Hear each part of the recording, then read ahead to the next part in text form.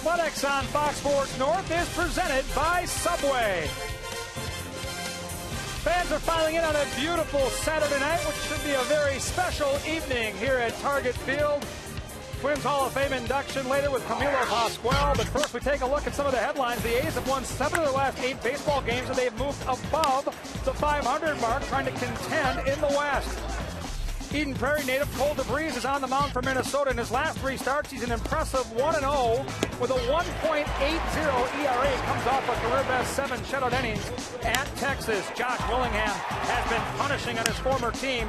In 4 games against Oakland, he's batting .429 with 4 home runs and 10 RBIs. Up next, the Twins Hall of Fame induction. Camilo Pascual will be the newest member. You can watch the ceremony live here on Fox Sports North.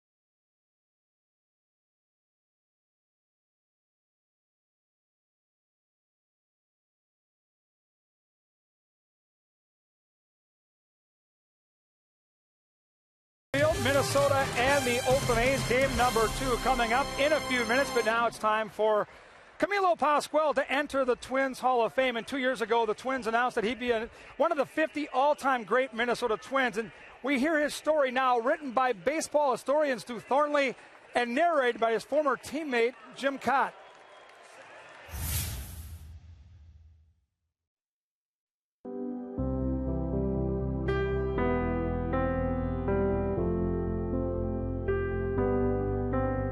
Part of a Cuban connection fostered by the Griffith organization, Camilo Pascual was one of the top pitchers in the American League in the early years of the Minnesota Twins.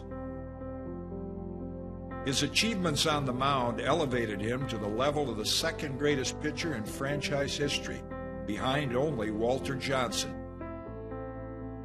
Pascual's curveball was considered the best in baseball, and he had the chance to show it off in one of the All-Star games in 1961 when he pitched 3 innings of hitless ball in Boston. He also had a good fastball, fine control, and most of all a knack and know-how for pitching. Beginning in 1961, Pascual led the American League in strikeouts for 3 consecutive seasons. He won 20 games in 1962, pitching a 3-hit shutout in the final game of the season, and topped that in 1963 with 21 victories. Handsome and personable, Pascual combined his feats on the field with a friendly smile off it and was one of the most popular Twins of his time. Stu Thornley, Minnesota baseball historian. We're back here live at Target Field. We'll bring back our pregame analyst, Tim Laudner. And, Tim, you caught one of the best when it comes to curveballs in Major League Baseball and Hall of Famer Bert Blyleven. Tonight we celebrate Camilo Pascual. You go inside the numbers. This guy won 20 games for Minnesota, not once but twice. You hear what Ted Williams had to say. Called him the toughest curveball to hit in the American League back when he was one of the elite hitters in the history of the game. This guy was special. Well, he was, and he still is. And the other thing about it is this is a great day for the Minnesota Twins organization to be able to celebrate their Hall of Fame members and induct a new Hall of Fame member in Camilo Pascual. And, you know, I got an opportunity, Kevin, to obviously catch Bert Blyleven and also face him as a hitter. And there were some guys in the league, whether you hit against him or you caught him, where they threw their curveball and you went, oh, that's nice. That's his curveball. That's what it looked like. And then there were other guys, when they threw their curveball, you went, whoa. And when Bert Blyleven threw his curveball, or I caught it or hit against it, it was a whoa curveball. And from everything that I've been told, Camilo Pascual also had a whoa curveball. This is something that, as a hitter, as a catcher, it gets your attention because it's different than everybody else's. The native of Cuba put up some amazing numbers. We mentioned twice a 20-game winner, 18 major league seasons, 174 wins. Led the American League, Tim, with strikeouts in 61, 62, 63. This is some of the heyday of baseball in America, and he was elite. Over 2,100 strikeouts, and when you've got a curveball like that makes you stand back and say, whoa, obviously you're able to get some of those tough hitters out. And it's a great thing because there has to be people around here that saw Camilo pitch, get an opportunity to see him pitch and to see what it was like to face Camilo Pascual or to watch him out at the old Met, and to have numbers like that as a former player, to look at numbers like that, you look at those and you go, this guy was really something, and he accomplished something very, very special during the course of his career. I also have had a chance to meet him and talk to him a little bit in fantasy camp, and he is a wonderful, wonderful gentleman. 7 times named to the All-Star team, and you had a chance to play in an All-Star game. When you're voted to be an All-Star, and he did it 7 times, that separates you from a certain class in baseball. This guy, obviously, at the top end. Absolutely, and you know what? We just had the All-Star game, and Joe was at his 5th, so he's got to go 2 more times to catch up with Camilo. So certainly Camilo had a very, very wonderful career, a wonderful pitcher for the Minnesota Twins organization, and today, which is his day to be inducted into the Minnesota Twins Hall of Fame, is a very special day for him and for his family. And I know it always makes me very proud to be a part of the Minnesota Twins family, to see somebody like Camilo Pascual inducted into the Twins Hall of Fame. It is quite a fraternity here at Target Field to celebrate the history of this great organization, and one of Pascual's best friends, Tony Oliva, will be a part of the ceremony today. As I mentioned, 18 years in the major leagues, over 2,100 strikeouts, and of course 174 wins. Now the master of ceremonies, the voice of Fox Sports North, Dick Bramer. Only Walter Johnson and Bert Blyleven struck out more batters while playing for the Senators or Twins. And more importantly, he helped put Minnesota on the Major League Baseball map. We were all excited last night when Francisco Liriano struck out 15 men. Our honoree tonight was the first Twins pitcher to do that way back in 1961. Please welcome our 2012 Hall of Fame inductee, Camilo Pascual.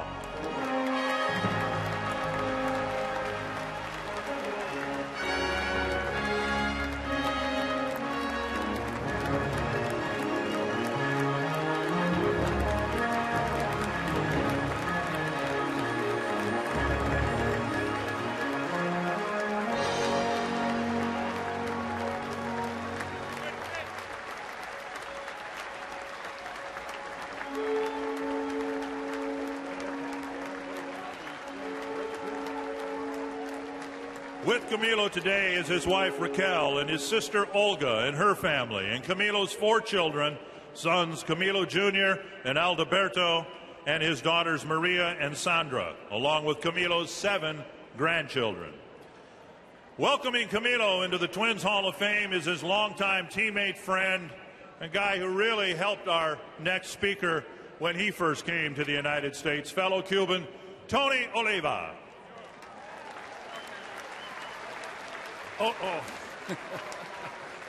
Thank you, Dick. Ladies and gentlemen, this is a pleasure to be a part of this celebration. This little guy right here, Camilo Pascual, I met him in 1961.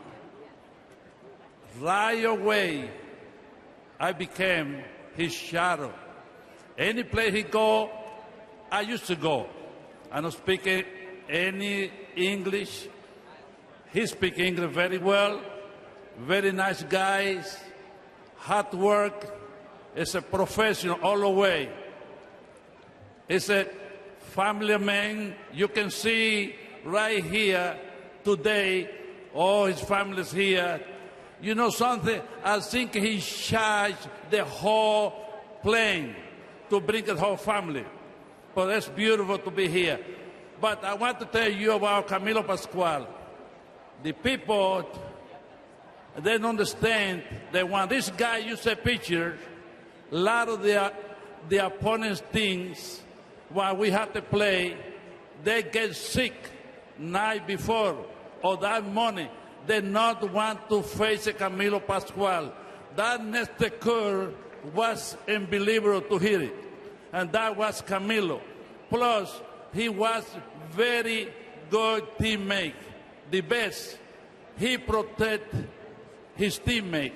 I remember very well, because when we play in those days, the people used to knock down the players. I used to hit behind Hamon Killebrew. You know, Killebrew hitting home runs. I come behind and they knock me down for sure. But if Camilo pitches, I don't worry about it, because I know he gonna get somebody in the other things. I think, you know, watch out. We have a great time. He's a great friend of mine. It's like a family or more, because when I come here, like I said before, I become his shadow. I was #1 shadow for him. Plus, there was Zoilo Versalles here, and Pete Ramos, and Julio Beckett, and Hamon Killebrew, and many, many more. But these guys started. And I can be so happy for this date, and so happy for him to be inducted into Minnesota Twin Hall of Fame, along with 2 more Cubans, Zoilo and myself. Too bad Zoilo is not here today, but his daughter is here today. And congratulations, Camilo, and your beautiful family. We love you.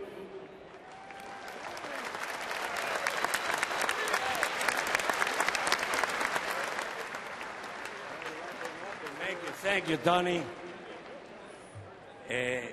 It is a great honor to me and my family to be selected as a new member of the Minnesota Twin Hall of Fame. We really appreciate this day, and we'd like to thank the administration, executive administration for the Minnesota Twins, the Poland family, the president of the Minnesota Twins, Mr. James St. Peters, the Hall of Fame committee for the Minnesota Twins, and the Sport Writers Association of the Twin Cities. We feel real proud to have this honor.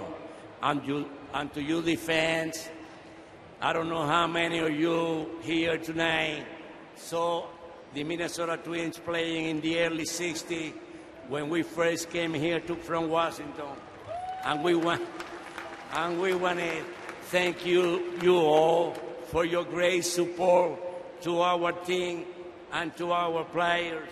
So thank you very much. God bless you all. It's a great day for me. Appreciate it.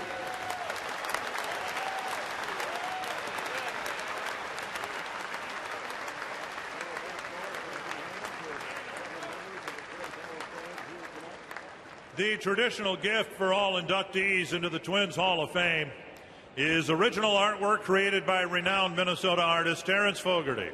Unveiling Camilo's print is Jim Rance.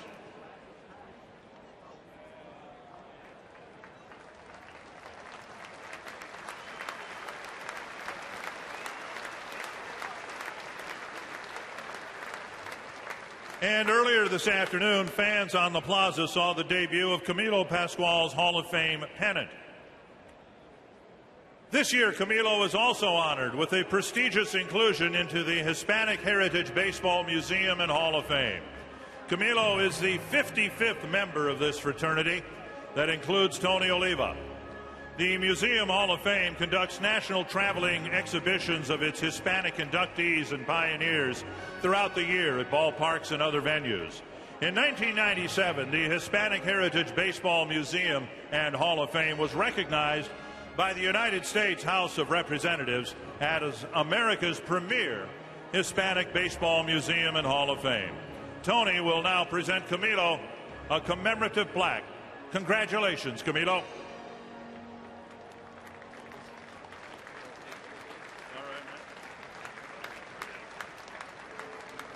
Now to conclude today's Twins Hall of Fame ceremony, the Twins invite Camilo to deliver a ceremonial first pitch to another member of the 1961 Twins and fellow Cuban, Julio Bequer.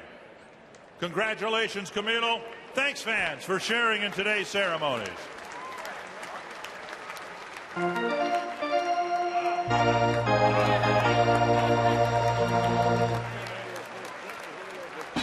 What a special ceremony. The Twins and the Athletics. Game number 2 of the second half of the season. We've got it for you live from Target Field on a beautiful Saturday night.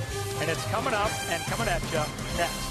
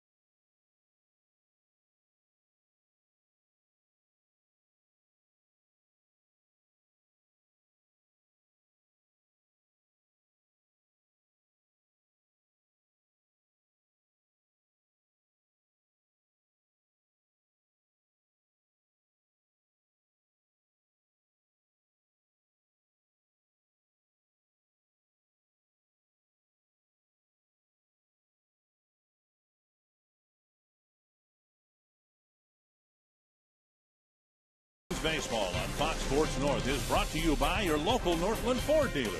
Visit your local Northland Ford dealer or go to northlandford.com. By Menards. Save big money on all your home improvement needs at Menards. By Budweiser. A reminder from Budweiser. Great times are waiting. Designated driver. And by the new summer barbecue menu at Burger King. Let's have a barbecue today. Fans still filing in on a beautiful summer night. They're expecting well over 30,000 fans for the Oakland A's and the Minnesota Twins. Kevin Gorg and Tim Laudner down the right field line. We're just a couple of minutes away from first pitch. And last night, Tim Laudner, we saw Francisco Liriano in a brilliant performance. 8 innings, 15 strikeouts. But there were some critical mistakes the Twins made behind him. And it's a big game tonight to get back on track and start winning some games to cover into that 12-game deficit. What do you look for if Minnesota is going to have that success? Well, just, last night, Francisco Liriano, 4 hits, 15 strikeouts, one pitch, the grand slam to Johnny Gomes. And so you don't want that to lose the ball game for you. Minnesota Twins made some mistakes on defense, made some mistakes on the base pass. Got to clean those things up a little bit, and tonight's going to be a good night to do that, to play some good defense behind Cole DeVries, make the plays for him, and go ahead and get him back into the dugout, get the boys back into the dugout where they can swing the bats off of Tommy Milone today. Last night you alluded to the 2 youngsters on the left side of the infield and their development, Trevor Plouffe and Brian Dozier. What have you seen, good, bad, and indifferent, from them? Well, I think those guys have done very well as they have come along in their careers. They're very short careers. Neither one of them were playing the position at the start of the season, and so now they're going to be dependent upon to cover the left side of the infield defensively. But also, I think Artie's going to ask both of those guys to be a little bit more accountable and to raise the bar a little bit, to play a little bit better positional defense, and to continue to make the plays they're supposed to make. Cole DeVries, the Eden Prairie native, and the Twins getting ready to take the field. The man that will call the game was the master of ceremonies for the Hall of Fame induction of Camilo Pascual. Here he is, Mr. Richard Bramer. Well, thank you, Kevin. Special night for the Twins and for Camilo Pascual as Camilo finally inducted into the Twins Hall of Fame. And now the task at hand for the Twins is to get back in the win column after a disappointing ball game last night where the Twins saw their starting pitcher pitch very well but end up with a loss. Bob Melvin in his second year, and the A's very quietly become a very good story in baseball. Here's his Menards batting order: Jemile Weeks, Seth Smith batting second, Josh Reddick, Yoenis Cespedes, Brandon Moss, Chris Carter, Brandon Inge, Cliff Pennington, and Kurt Suzuki. And on a night when the Twins are honoring one of the best curveball pitchers in Twins history, Cole DeVries will start for the Twins. He's got a good curveball, not in the class of a Pascual or Blyleven, but DeVries has been a very good story for the Twins with a couple of wins on the year, a very good earned run average, 30 innings, an opponent batting average of .225. He's pitched, is what Ron Gardenhire and Rick Anderson would tell you. He's mixed in all his pitches. For the most part, stayed ahead of hitters, and have done a very nice job for the Twins so far in a handful of starts. Northland Ford defense for the Twins: Josh Willingham in left, Denard Span in center, Ben Revere in right, Trevor Plouffe, Brian Dozier, Jamie Carroll, Justin Morneau around the infield, and Joe Mauer back behind the plate. Denard Span involved in the critical play last night, a fly ball that fell out of his glove, opened the door just a crack, and A's hit a grand slam later in the inning, and that was the deciding inning, as it turned out, even though it was only in the 4th inning. Old news. Yeah. Turn the page. Forward. Shall we turn the page? Okay. Turn the page. You have to learn how to turn the page in this business, and you can't let the stuff that happened yesterday beat you up, because you end up looking like me if you do. Here's Jemile Weeks to get things started.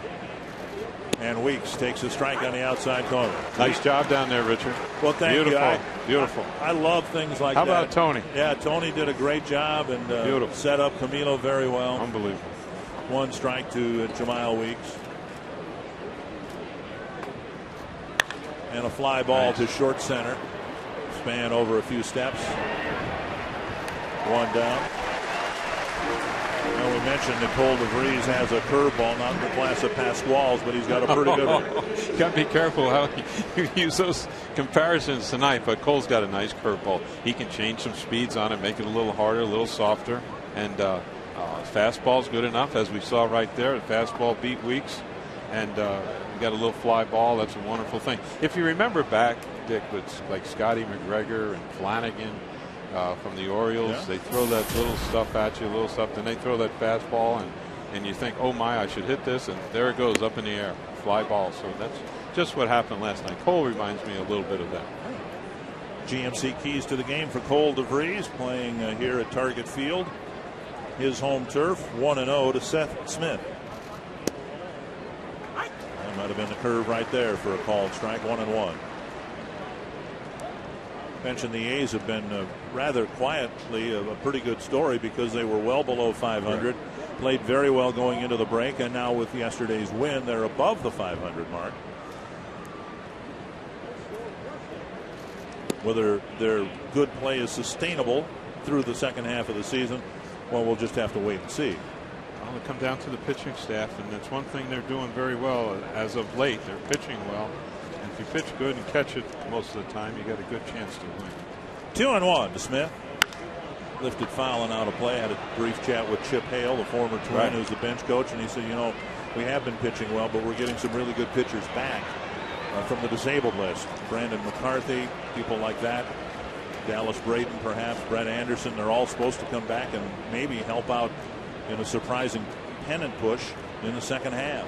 Yeah, you never know what's going to happen, that's for sure. So keep plugging away at it, grind it out day by day, and see where you end up come September. Sliced foul, still 2-2. Well, the A's have promoted so many pitchers from within to fill in for the injured starting pitchers they were counting on at the start of the year. And ultimately, that's what got Cole DeVries here with the Twins as well. And DeVries has done very well in the opportunity that he's been given. He's played so much in the minor leagues, and you know you have to admire him for sticking with it, showing that what was that word, fortitude. That's a good word. You know, to show up day in and day out and do his job, whether he's starting. There was times when he was in the bullpen in the minor leagues, and he stayed right with it. And right now he's pitching in front of his family in his hometown. To short left. Willingham comes over, makes the catch, fighting the sun a little bit. 2 down. Hot and muggy pretty much everywhere in the upper Midwest, and that includes here at Target Field. 6 o'clock at Saturday, and it's 90 degrees with a 42% humidity range. It's not the humidity, it's the dew point, right, Tom? Isn't that what makes everybody? It's hot. It's hot? Yeah, it's hot. Okay. I know I soaked right through the shirt down there on the field. It was very warm. I can hear that pitcher now, that's for sure. Josh Reddick will hit with a couple of outfield flies so far for Cole DeVries. There's some alternatives out there now. I'm not complaining. Because there's a lot of alternatives that, you know, we're happy to be at the ballpark. And like you always say, Richard, we're getting paid to Go see to a big league ball game, yeah. so it's pretty good. Yeah, no complaints. That's down and away, 1-1.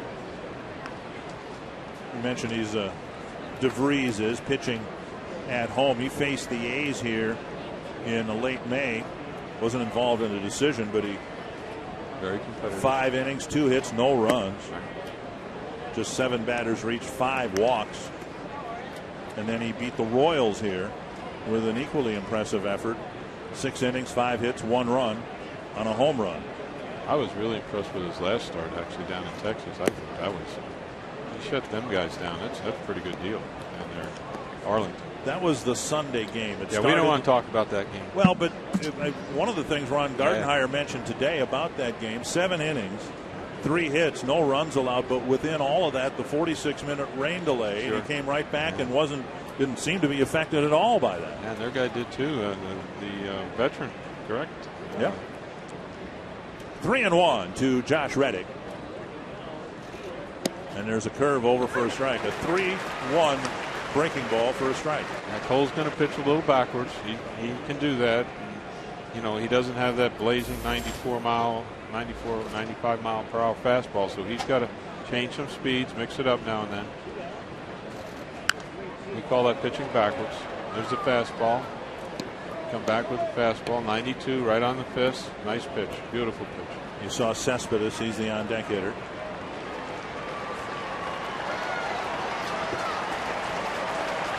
How about the enthusiasm in the ballpark tonight? Yeah. Is that all part of Pasquale's going in the Hall of Fame? It seems to carry it over. Wonderful.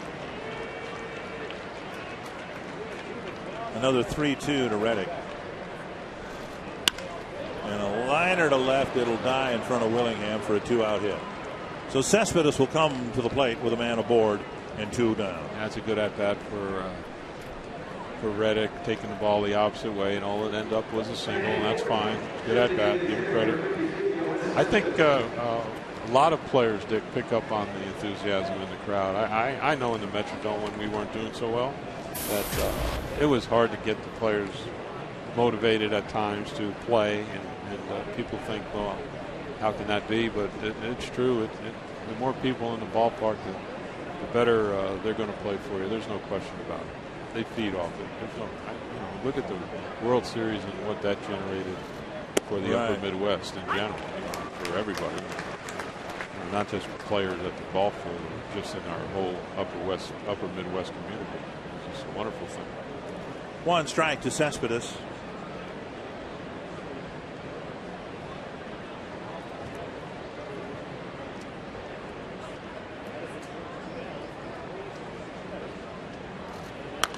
And lifted foul and out of play out of Camilo's speech before the game. The part I found particularly appealing or interesting when Camilo said, I don't know if any of you saw us play at Metropolitan Stadium in the early 60s, and there was an audible round of applause. There were so-called old-timers that have followed this franchise since day one. They were very appreciative of Mr. They're Pasquale. here. There's people, they know. There's no question about it. I see it every day, Richard. People, they know what's going on. 2 strikes to Cespedes. And a drive to right. Revere going back. Careful. And off the wall, it hits Revere. Reddick being waved around third. Carroll's throw to the plate is not in time, not at third base. Safe at third. So Revere went back, and it looked like the ball caromed off the wall and hit him. And Reddick, with 2 outs, was off with the crack of the bat, and he scored.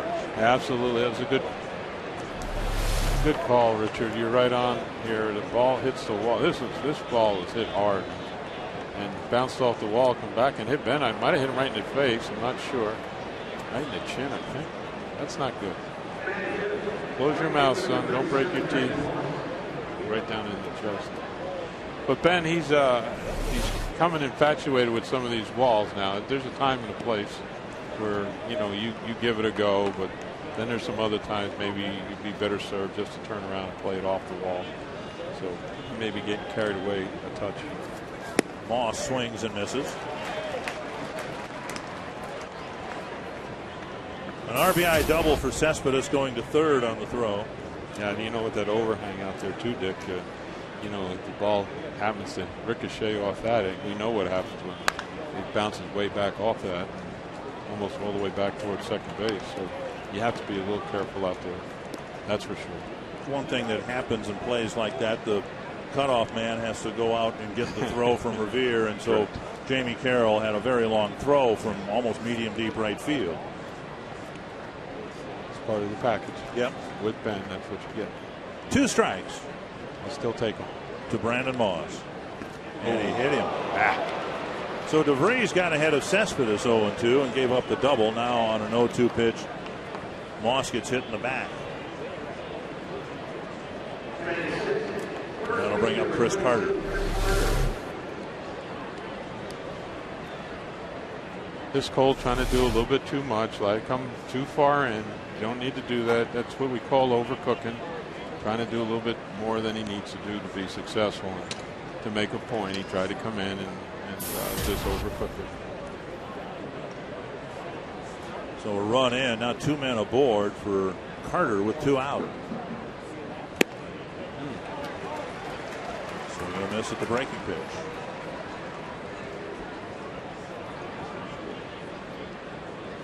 Be the 24th pitch for Cole DeVries.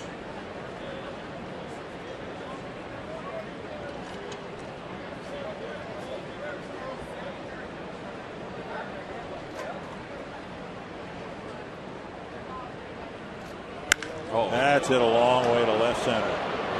And a 3-run home run makes it 4-0 Oakland. So again, DeVries pitching ahead in the count. And then unable to finish the at-bat off. I think it's a fastball in, Dick. And Mr. Carter here, he pulled his hands in nicely and gave it a good ride. So a grand slam for the A's last night, and now an early 3-run home run. Oh. You can see the fastball in and see the hands, how he pulled them in, and boy, he turned. That's a nice swing. Give Mr. Carter some credit here. This is what you call a real bad pitch. It's maybe a little bit up in the zone, what we call the 3 spot, or the 2 spot, excuse me, on the inside part, and unfortunately it didn't get inside enough. Well, the first 2 outs came easily, a fly ball to center, a fly ball to left, but then single, double, hit batter, home run. And DeVries has already given up 4 runs. He only gave up 2 earned runs in his last 2 starts in July. Here's Brandon Inge. You know, Dick, the game, as you've seen so many games.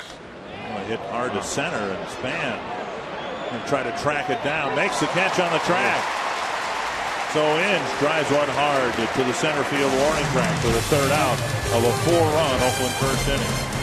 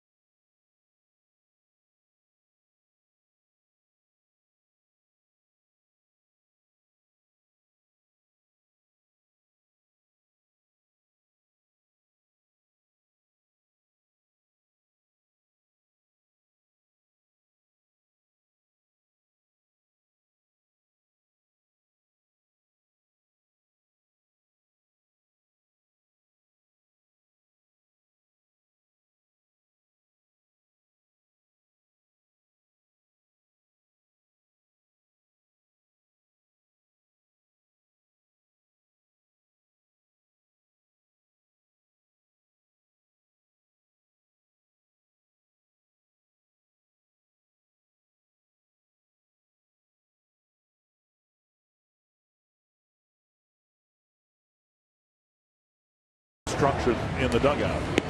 Yeah, I'm sure they're talking about they're overdoing things and trying to do too much. Menard's batting order has Denard Span, followed by Ben Revere, Joe Mauer, Josh Willingham, Justin Morneau, Trevor Plouffe, Brian Doumit, Brian Dozier, and Jamie Carroll. And Tommy Malone. Tommy coming into the ball game, or starting the ball game for the Oakland A's. And he's done very well. He doesn't have hasn't missed a start. Hasn't missed a start. He's been part of a revamped Oakland rotation. And I believe he is considered a rookie. Yes. Right? Yep. Good for him. Doing a good job. Now let's see if we can put a 4 spot on him. It's crooked numbers are sometimes dangerous. Down and away to Span.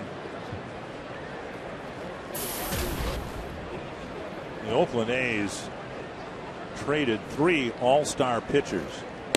There's a strike 1-1, including Gio Gonzalez going to the Nationals. Malone came Oakland's way, and his record suggests that he someday might make it to an all-star game himself. 8-6 with an ERA of 3.5. Absolutely, Richard. You're spot on here. This kid, he looks like he's the real deal. And, you know, by taking the ball every 5 days, and he's gone out there and taking his turn, he's showing that he's reliable. And you sort of count on him to show up and give it a go. And that's what we're all looking for. 1-2 to Denard Span. 2-2. I guess we call that a slider. 77. We'll have to keep track of this. Either a slider or a curve. Maybe what they call the slurve. He's got a really good changeup, they say.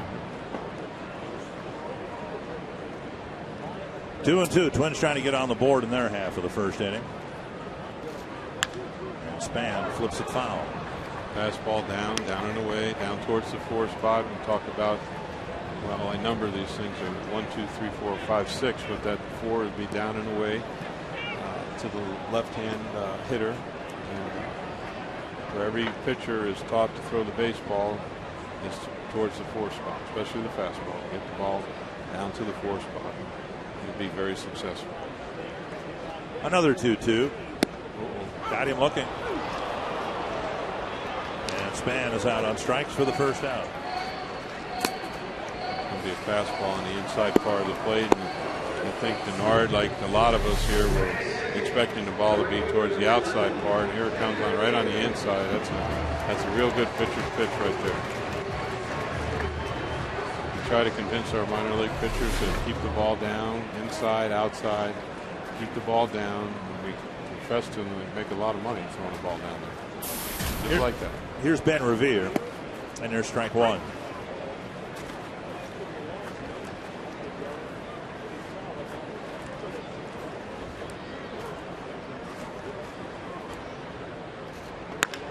Right back to the mound, and an easy play for Malone. 2 down. The A's out of the field, brought to you by Northland Ford. Seth Smith in left field, Josh Reddick in center, and Brandon Moss in right. Brandon in at third. Cliff Pennington, Jemile Weeks up the middle, Chris Carter at first, and veteran Kurt Suzuki behind the plate. Like we talked about yesterday, managers getting players in the game. Bob Melvin's done a wonderful job with the A's. He's sort of flip-flopped his lineup even after a win and given everybody an opportunity to get out there and play, especially after the All-Star break. And it's very important that managers do that. And sometimes it's hard to change after a win. You know, you sort of want to keep the same guys, but Bob's doing the right thing by putting the guys out there. 1 strike to Mauer. To center and down for a hit. Shocking. You just get the sense that over the last 4 weeks, 6 weeks maybe, he's locked in as well as he's ever been locked in. So it's very arguable that you're probably right. And the statisticians of our world will come up with these stats. But again, Joe's, you're right, been a real treat to watch. And this ball's just over the plate, and he just does what he does and strokes it right up the middle. Here's Josh Willingham, who already in 4 games has hit 4 home runs against the Oakland A's. The hammer.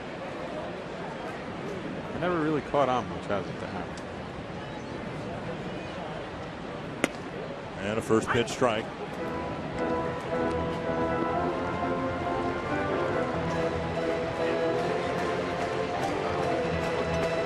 Of course, last year Willingham hit home runs for the A's. Can you imagine if this fellow tries to throw the ball inside? Oh, here he comes. Oh, it's going to be way in. Okay. You know, after last night watching the A's work to Willingham and throwing some of them breaking balls that they threw over and ended up near the center of the plate, and he must have hit the balls like 1,400, 1,800 feet. Fair and foul balls. Wow, that's a nice pitch. Well, this Malone, he's not afraid to come in, Richard. He's not shy. It's a real good fastball right on the inside part of the plate. We call this the 1-2 spot. That's the 2. Right in there, hard in. Pretty good. 1-2 to Willingham. And now 2-2. I believe that's the change up there, Richard. Mm-hmm. So he's got them all. That's no question. But, you know, it's nice to see this young fella's not intimidated and just comes right back inside. That's pretty good pitching. He certainly watched the game last night. I'm sure he did. Ooh. Rip to left. Smith back. Makes the catch on the edge of the track. Willingham with a liner for the final out of the first. It's 4-0 Oakland.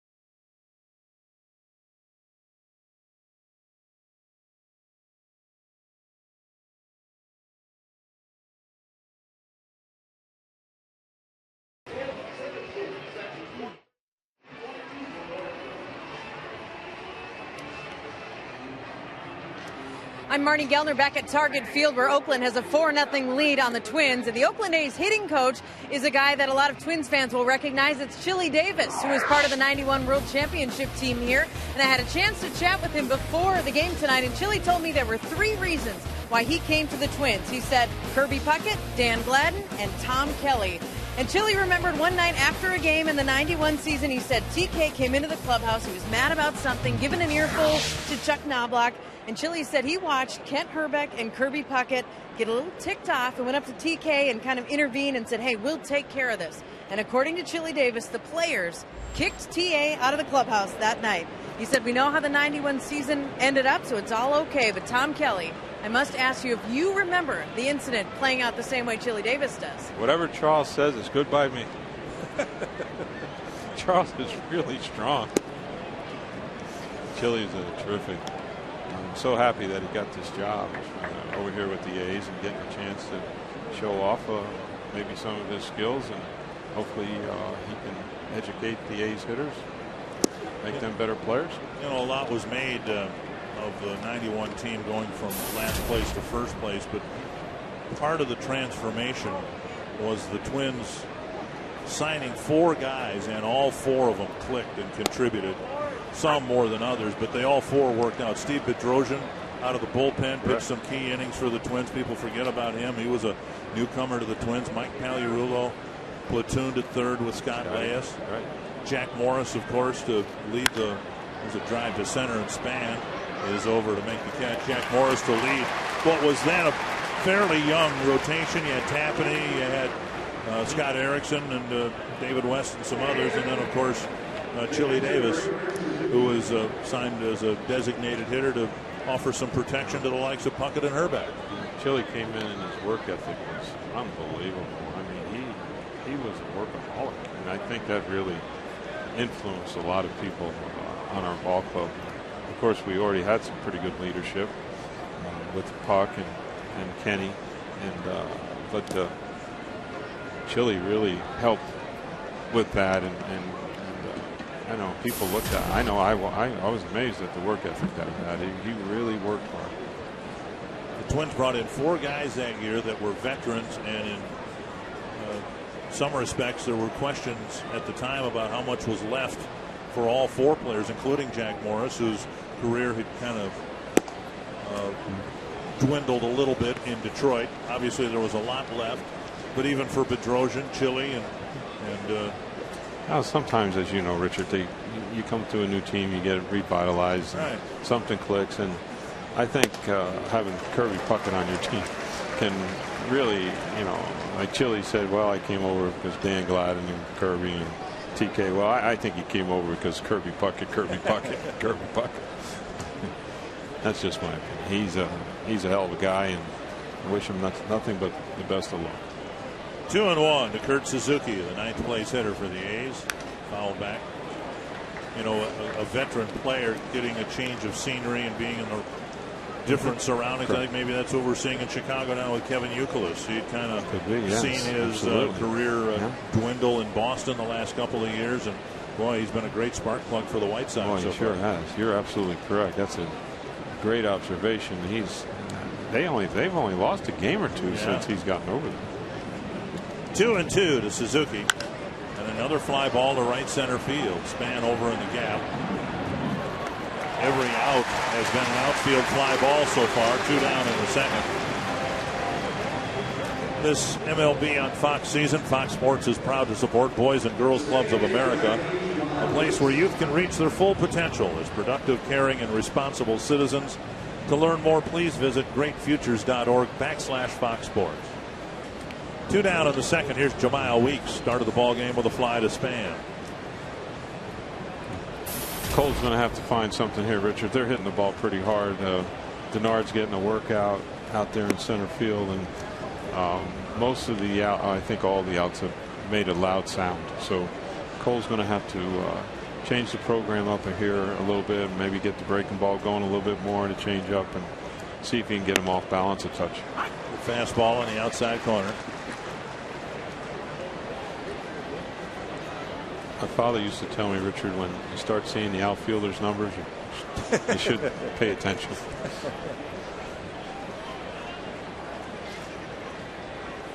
And did he tell you that as a young pitcher? No, as a manager. As a manager? Yeah. You start managing, you see the outfielder's numbers, you better think about doing something. 1-2.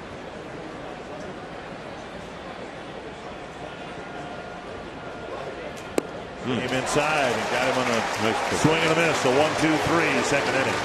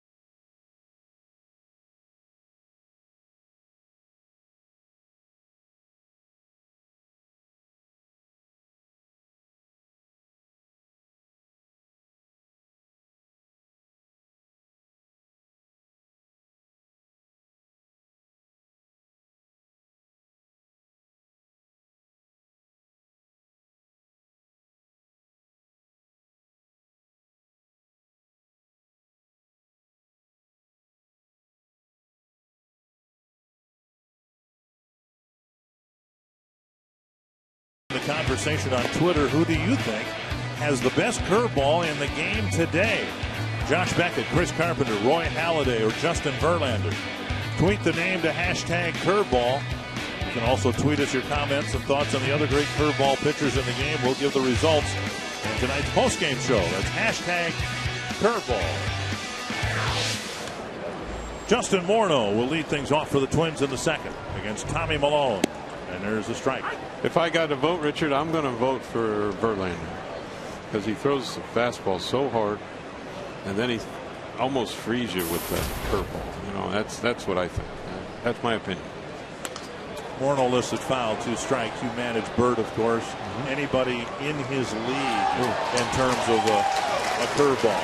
When I was playing back in the day, and Bird was pitching, that thing was nasty. You know, the hitters, we come down to first and almost like a sigh of relief. You know, wow.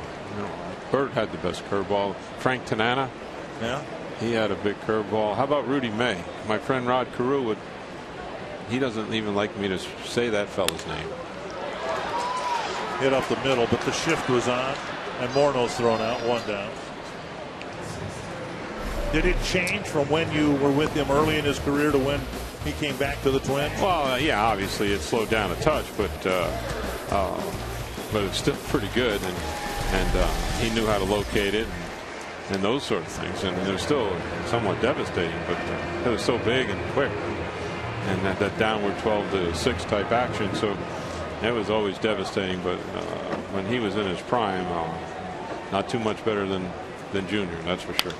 Pulled foul by Plouffe, 1 strike.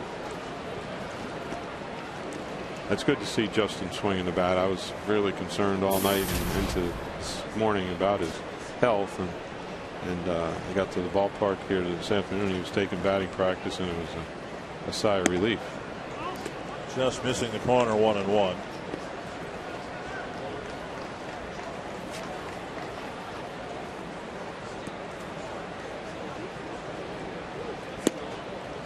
Hands inside, 2-1. What we've seen from Tommy Molina here is a good fastball that he's not afraid to throw it inside and give the young man credit. He's going to pour it in there. Out in front of the changeup.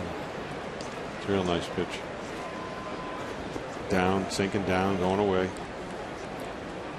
Fastball inside, changeup down and away. Tough combination. Good streak for Plouffe, 11 games. And a tapper up the line foul. Fastball on the outside part of the plate. Trevor hooked it some. Get another swing here. Trevor's done, in my mind, Richard, a really good job of improving his at-bats from when he was in a minor leaguer to now, and been more competitive. Bouncer to third. Hinge has an easy play, 2 down. And that'll bring up Ryan Doumit.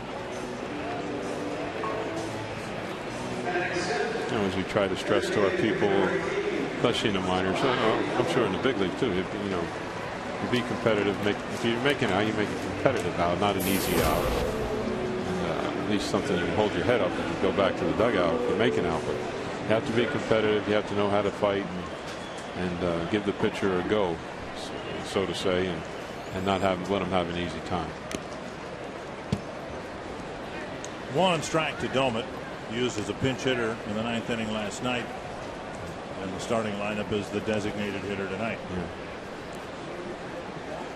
Well, the things that we were concerned about with Tommy Molina and Dick, you notice the shift they're playing against, so that indicates that they're going to come inside for the most part, and they're going to change speeds and see if they can keep Ryan out in front like that. So there's a changeup. We saw his changeup about 79, 80, 81, 82. Then he's got the breaking ball. He threw at 77. He threw a few at about 84. I think that's a little bit of a harder slider. And then the fastball from 89 to 91. So he's got a good a mix of pitches and the speed variations to keep the hitters off balance. 1 and 2 to Doumit. Like we saw there, he's certainly not afraid to throw it inside. I mean, we're not going to say that anymore because I don't want to keep repeating myself, but it's one of the keys to pitching is to be able to throw the ball on the inside part. Out in front, another tapper foul. I'm sure Bert would enjoy watching Tommy pitch here, Tommy Molina. How he's working both sides of the plate and not afraid to throw the ball on the inside part.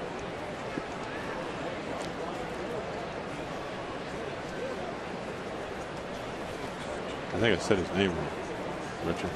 Tommy Malone. Malone, what did I say, Molina? Ripped down the line. Oh, a fair ball. Doumit makes the turn. He's going to second, and he is out.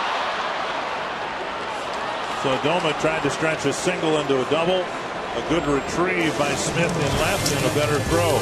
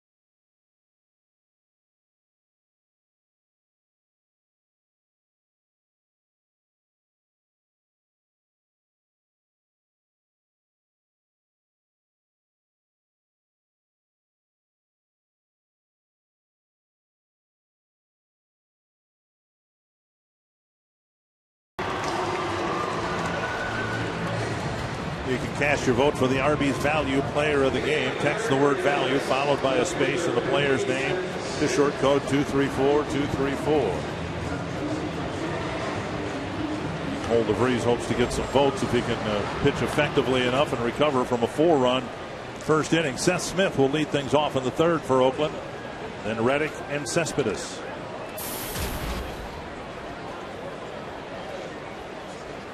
Slow breaking ball over for strike one.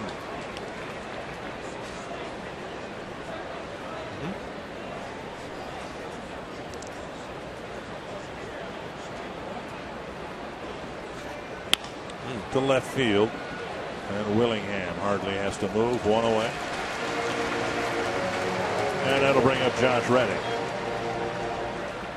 Reddick singled with 2 outs in the first inning. No big deal, or so we thought, but then a double, a hit batter, and a home run followed. Before he knew it, the A's had a 4 spot up there.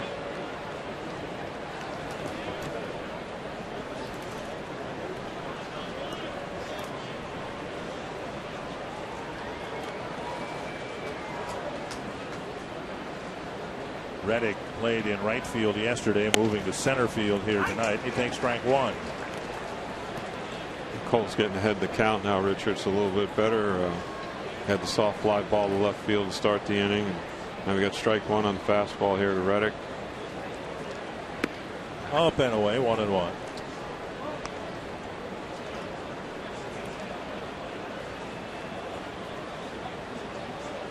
DeVries has been very good, but 4 earned runs in the first inning. Only one other game, one other start as he allowed 4 earned runs. Got a win in Kansas City, going 5 innings. His first major league win.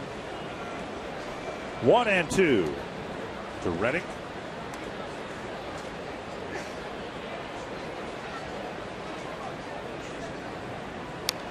And Reddick gets a piece. And that ball's on the outside part. It's way out of the 4 spot. It's way down and away. And it's out of the zone. Got Reddick to chase it. The ball had good movement on it, running down and away. So Cole's starting to get it together here, and hopefully throw some zeros up and give the boys a chance to get back in the game.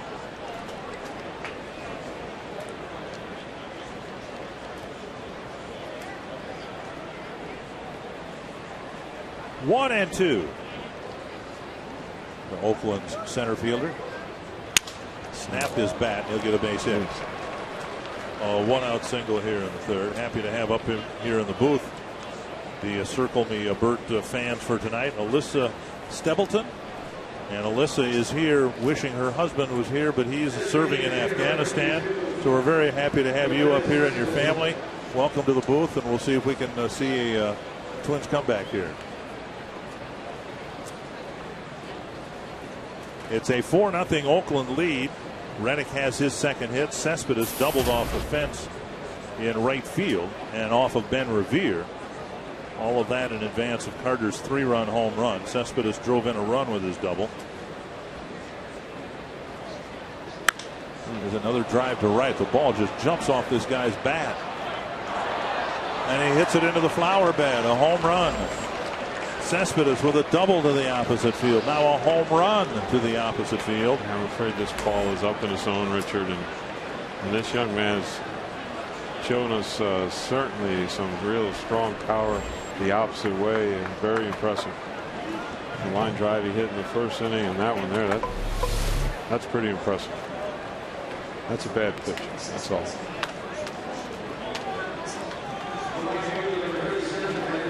So they're looking for the ball in the flowers, much like they did for Jim Thome a couple of weeks ago. 1 out, and here's Moss, and he fouls it back. Thome, by the way, will take another shot at the flower bed starting Monday night. He's coming to town as a member of the Baltimore Orioles. See, we've gone through this before, haven't we? We've gone through these flower searches. Up and away, 1-1. I think Coles sometimes runs into a problem, Richard, where he maybe tries to overdo things a touch and maybe try to throw it a little bit too hard or make it break a little bit too much. And these are a lot of things that we try to correct in the minor leagues, but you get to the big leagues and there's that little extra rush of adrenaline, and you want to do a little bit better and a little bit more. And sometimes we try to do a little bit more than maybe what we're capable of doing, and we end up making a few mistakes. But And Cole's done that tonight. He's made a few mistakes, and I'm sure he wishes he could have a few of these pitches back, but it doesn't work that way. He hit Moss with a pitch on an 0-2 pitch in the first inning. Now he strikes him out in the third. Now this is a nice breaking ball, down and in. Real tough pitch for a left-hander to handle, and like we used to say, a breaking ball is headed towards the dirt, and that's where you want it. Keep them breaking balls down towards the dirt. Let the catcher go down and block. And a strike on the outside corner. The young pitchers out there are watching the game and watching a guy like Cole pitch, who's a good guy to watch, and he's got good mechanics, good balance on the mound. He's got a good delivery, and he throws them breaking balls towards the dirt. So you remember to throw that curveball down towards the dirt, and have a lot more success. 2 quick strikes to Carter. Carter hit a 3-run home run his first time up. Bouncer to third, backhanded nicely by Plouffe. And a strong throw and a good stretch by Morneau. But within the 3 outs, a single and a home run, it's 6-0 Oakland.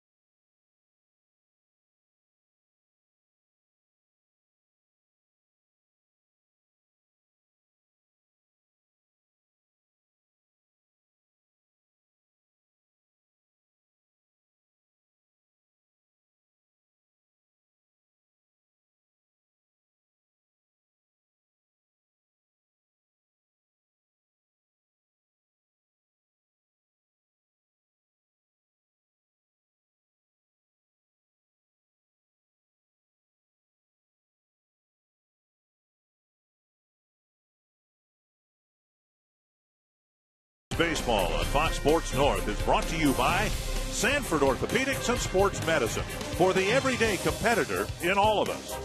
By CenturyLink, a different kind of communications company. CenturyLink, your link to what's next. And by Grand Casino, the best stories start here. Brian Dozier takes a strike. I think Malone's gotten ahead of every batter. Strike 1. He gets ahead of Dozier here, leading off the 3rd inning.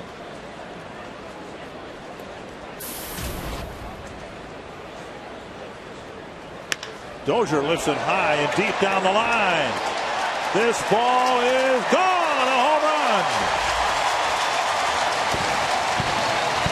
Dozier's 4th of the year, and it's 6-1.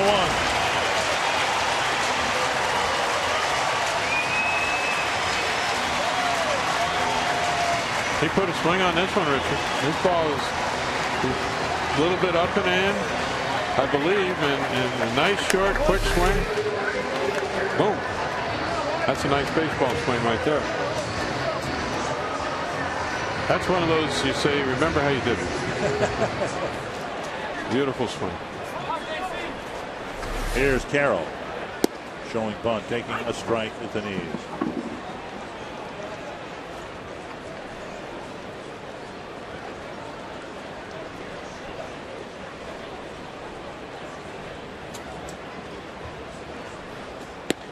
And strike 2. 34 pitches. 26 strikes for Tommy Milone. Impressive.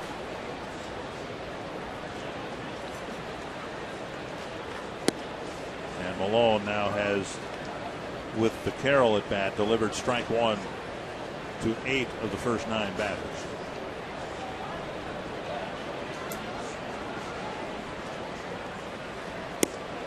I think if for the people out there watching, listening at home, paying attention at home, and Birch talked about it time and time again about being able to throw strikes and get ahead in the count and work ahead and pitch into the game, and it's not just 6 innings or 5 innings, 8, 9.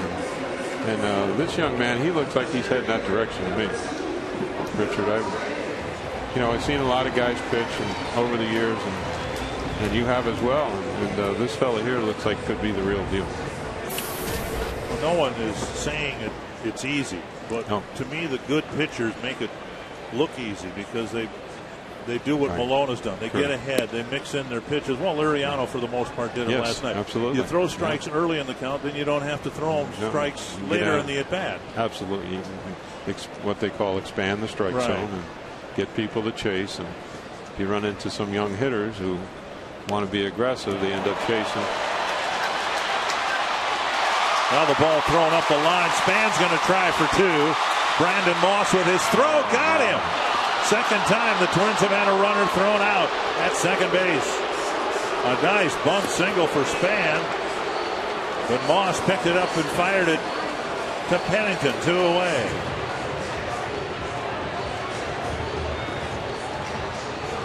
This is a beautiful bunt, Richard. You called it right, and the pitcher Malone did the right thing. Let the catcher have it, but the Suzuki should have never thrown this ball. Denard had it beat all the way, and unfortunately we got a little brave here and tried to stretch it to a double, and it didn't work out. Here's Ben Revere. There's strike 1. It's a real strong throw. It's a good throw. Absolutely.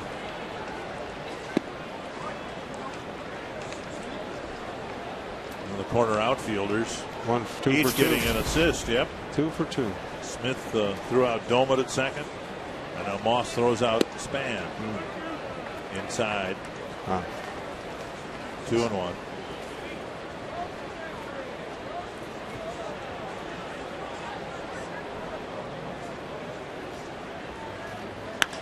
That's to left center field, and down for a hit. Well, the Twins taking their hacks against Malone. They picked up some hits along the way. 4 singles and a home run. That'll get Mauer to the plate. You can ask a question online at carsoup.com/baseball. Brent Marshall from Alexandria wondering, besides Camilo Pascual, who were some of the other impact players that were on the Twins team when they relocated from Washington, D.C. Well, we talked a little bit about that in the pregame show. Jim Lemon, was he one? Bob Allison was the Rookie of the Year in 1959, and 2 years later he was playing for the Twins in Minnesota. Future Hall of Famer Harmon Killebrew. Some of us still think Jim Cott should be in the Baseball Hall of Fame. He was on that team. I'm voting for that. Mauer takes down and in a ball. Oddly enough, the subject came up in the press dining room today. Ken Korak, one of the Oakland broadcasters, was talking about when the Kansas City Athletics moved to Oakland. They had Reggie Jackson. They had Catfish Hunter. They had a team loaded with emerging talent. Not quite yet. Okay. Mauer with a bouncer to second should end the inning. The Twins get 1, 3 hits, and a Brian Dozier home run. We will talk to the man of the evening, Camilo Pascual, when we come back in the 4th inning.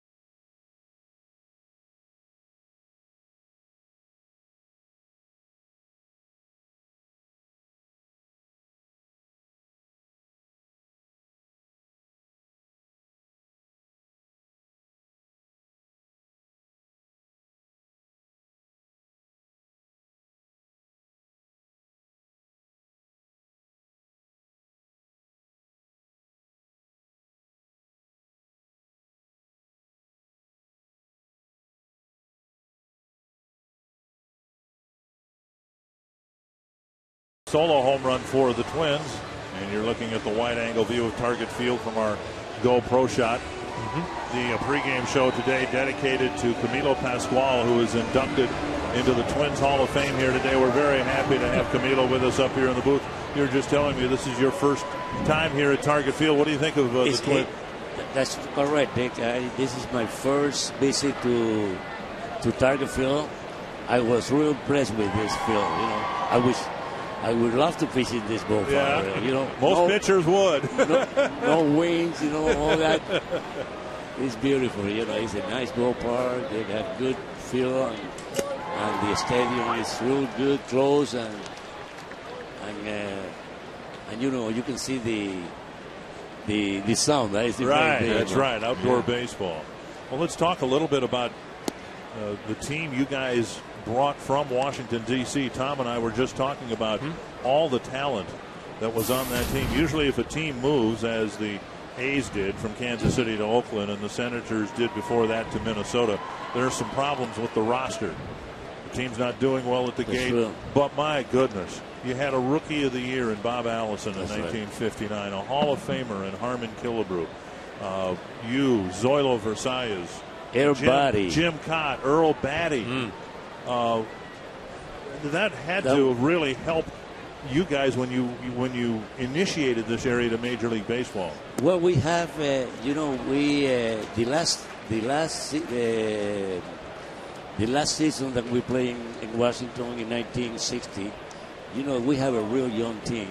Like Harmon Killebrew start to come around, and even Pedro Ramos pitching, and myself and Jim Cat. And we have that group of players. Everybody was a great catcher, and he was just starting to get on his own, Right. And the club was great, really. It was real young, and start to be competitive at that time. I'd like to ask Camilo about in his induction speech when he mentioned Metropolitan Stadium and to the fans that if you remember, and the applause that rang through the building when he said that, it was very noticeable, and how the fan base, even probably some of the older fans, let's be honest, the Twins fans, are here and responded to that. I thought that was just a wonderful thing, and it just speaks volumes for our fans here in the upper Midwest, and the things they remember we start talking about a little bit more, and fans here know what's going on. They know about baseball, and they know how to honor one of their heroes, and they did just a wonderful job of that tonight. But my question is, your most memorable moment as a Twin? Well, I have a few memorable moments in the Minnesota Twins when I was playing over there.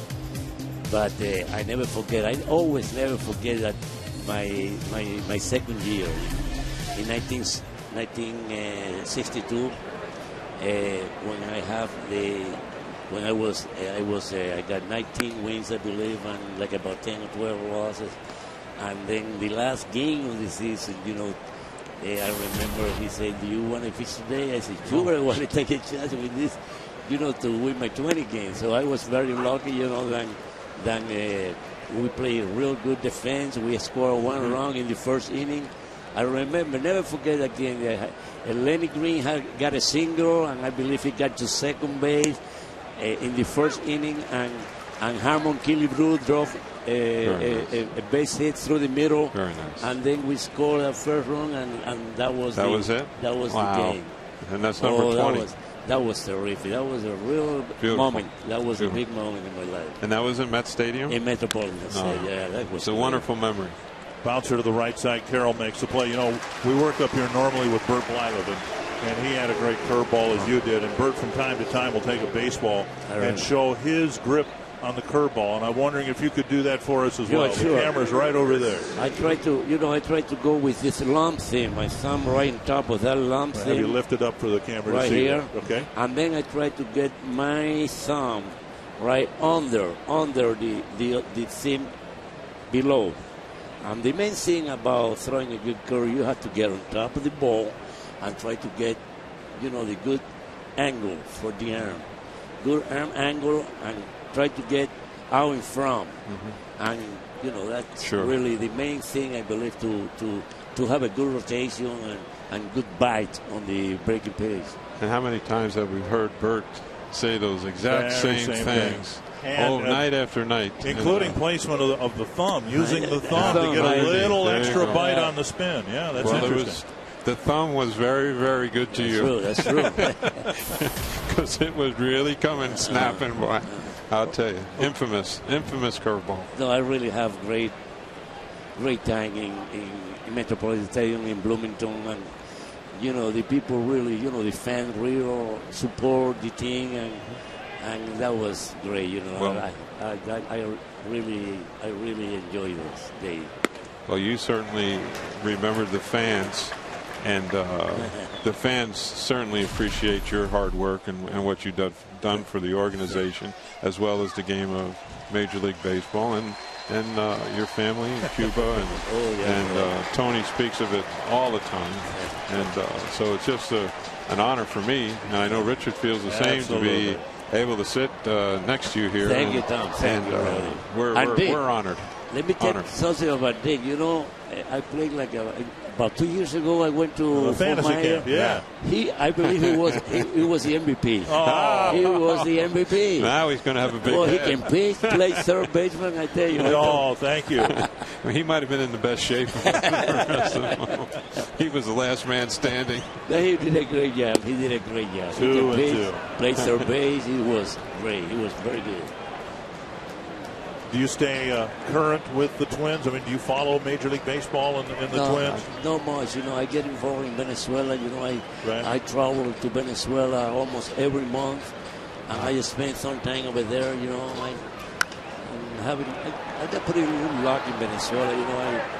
I sang some pretty good plays over there.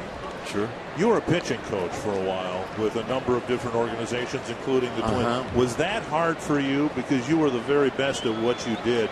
Was that hard for you to teach others? It was difficult, very difficult for me, because sometimes you try to teach the way that you did it, Right. It's you got to get the best out of the pitcher. Some pitchers throw 3/4. You got to work on that, Right. If you throw overhand, you have to. If you throw overhand, I believe you have to. It should be an out. Fly to left. Josh Willingham with the kick. Yeah. A great visit, Camilo. We thank you so much for being with us, and congratulations on a long overdue. Thank you, Dick, very much. Thank you. Thank you, Tom. Beautiful. Good luck to you. Happy for you. Thank you. Very nice.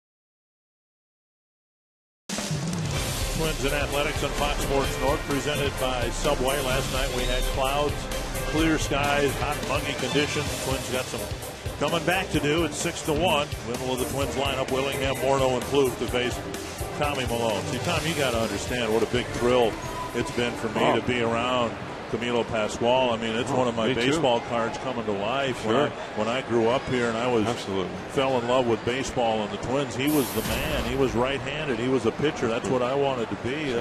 Oh, man, what a great night for the Twins to get him inducted into the Hall. Probably overdue. And I'm responsible. I have a vote, and I should have voted for him sooner. I don't know what the hell I was thinking. 1-0 to Willingham, and now he takes a strike. Well, when you think about it, 24 members of the Twins Hall of Fame now, 3 of them from Cuba. Zoilo Versalles, Tony Oliva, and Camilo Pascual. You start a ball club right there, can't you, Richard? Pretty good foundation, I'll say. It's impressive. I was talking with Tony this winter. We were on the caravan together, and he was going into this Hispanic Museum and Hall of Fame back in February, the one that Camilo was just inducted in. Okay. And Willingham is called out on strikes, 1 down. Tony wasn't sure. He thinks he may have actually signed his first contract with the Washington Senators. That's how long ago he actually signed with the Griffith family in the organization. But Zoilo was a league MVP in 1965. Pascual leading the American League in strikeouts 3 years in a row. And Tony Oliva, a 3-time batting champion. What a pipeline. And how lucky were we to have him in the upper Midwest and in Minneapolis. What's the odds? You know, that can possibly happen. 1-0 to Morneau. He had a bouncer up the middle. The shortstop was playing over, and now Morneau cracks his bat. And the shortstop now getting a chance at a pop fly. Pennington makes the catch. Out number 2. The next Crystal Farms Kids Day is tomorrow. The Twins hosting the A's. Get to the game early for Kids Day autographs and free string cheese courtesy of Crystal Farms. After the game, kids can run the bases at Target Field, presented by Gillette Children's Hospital. Tickets and more details available on Sunday's Crystal Farm Kids Day at twinsbaseball.com, or you can call 800-33-TWINS. 2 down. Here's Trevor Plouffe. Hits are actually even at 5 apiece. But the A's have 3 extra base hits, including a couple of home runs with men on base. Plouffe takes strike 1.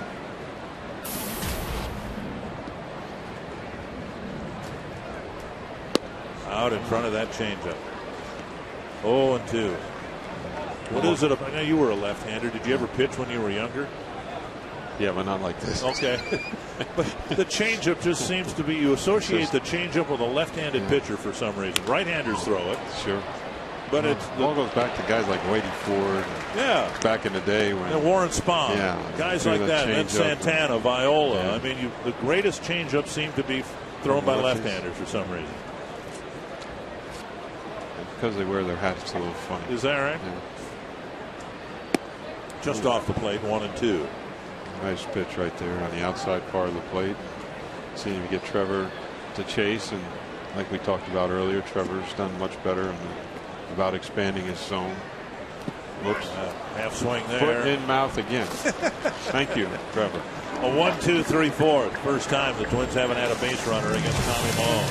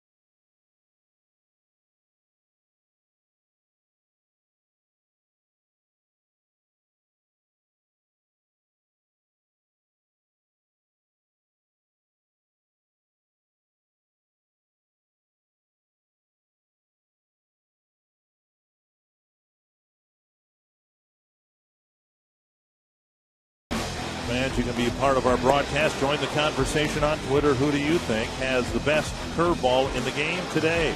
Josh Beckett, Chris Carpenter, Roy Halladay, Justin Verlander. Tweet the name to #curveball. You can also tweet us your comments and thoughts on other great curveball pitchers in the game. We'll give the results in tonight's postgame show. #curveball. Jemile Weeks will lead things off in the 5th inning. Facing Cole DeVries, who gave up a 4-run first and a 2-run third. It's important that Cole will give us a few more innings and try to save the bullpen as much as he possibly can. They got 6 runs, we know that, and that's not good, but they got 6, and it's what it is what it is. So the idea now for Cole is to try to protect the bullpen as best as he possibly can. Let the manager keep the bullpen intact, because that's what's going to be important now and the rest of the way through the remainder of the season. So to start dipping into the bullpen too early is, we don't want to see it. We saw enough of it in the first half. We don't certainly want to see it in the second. 2-1 now to Weeks. He'll be followed by Smith and Reddick.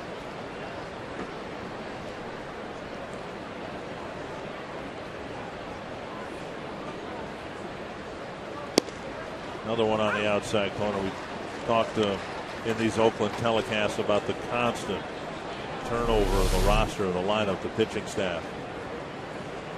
That's a nice fastball down on the 4th spot, which is down on the outside corner.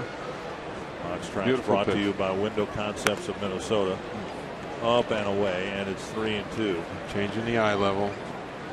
Trying to get up. I'm not sure if he wanted to throw it there, but it's close. Full count to the leadoff man here in the 5th inning. Ooh, that hit to center, and Span is over to make the catch, 1 away.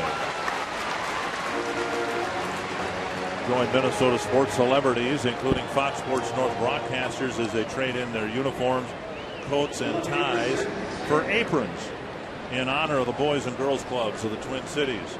The Celebrity Waiter event coming up Sunday, July 29th, starting at 6 at the Capitol Grill in Minneapolis. For more information, visit foxsportsnorth.com. Click on the upcoming events banner.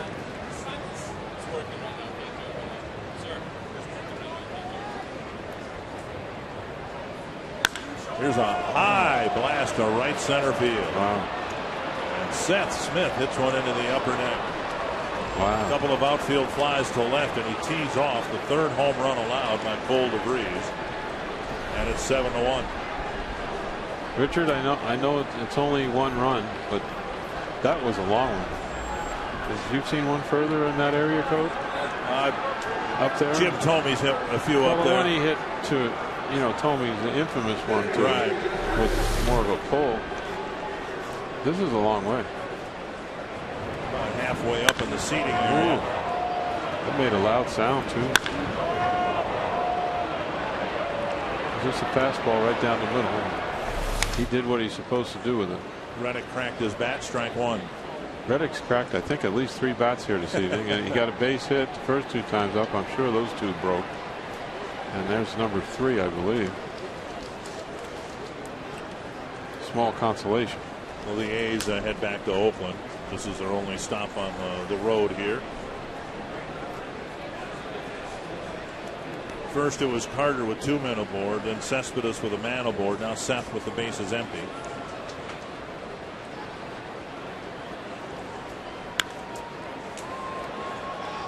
And 2 strikes now to Josh Reddick, who leads the team in home runs with 20. Measure Smith's home run at 432 feet. I would say, and then some. Eesh. Did they measure your lone major league home run? Oh, the right fielder just about caught it. Reddick strikes out number 2. Wasn't that funny? AT&T trivia. See if it's Camilo Pascual related. One of the 6 Minnesota pitchers to strike out 15 men in a game. Well, one of them happened just last night. I have a short memory, but I can remember that. Yeah, Pascual did it. guy who normally sits in that chair. I think. Junior? Yeah. And then there are 3 others. Here's Cespedes, a double to right field, a home run to right center.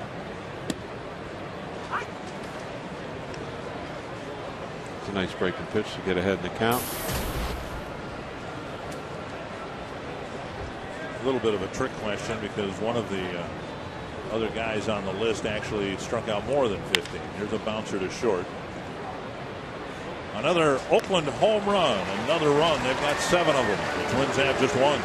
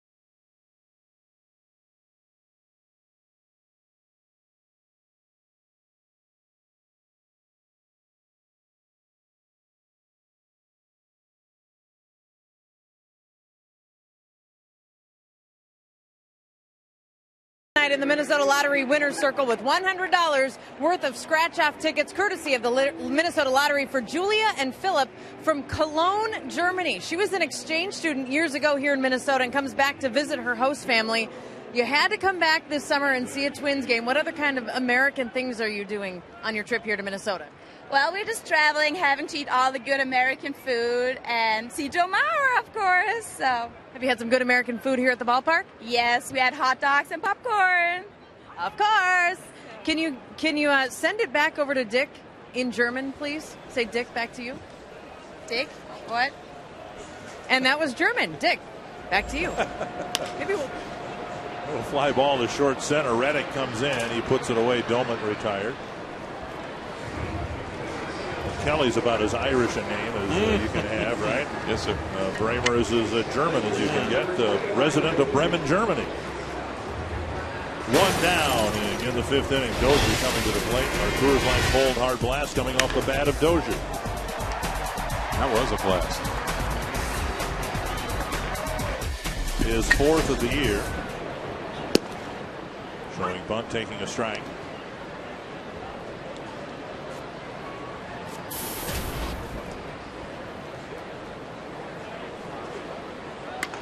Right off the end of the bat, a 1 hopper to short. Pennington over to Carter, 2 down. And we were talking about the Twins and the talent they brought to Minnesota in 1961. Just looking at the opening day lineup for the Oakland A's in 1968. Bert Campaneris, Reggie Jackson hitting second, Sal Bando, Rick Monday was in center field. And Catfish Hunter was the starting pitcher.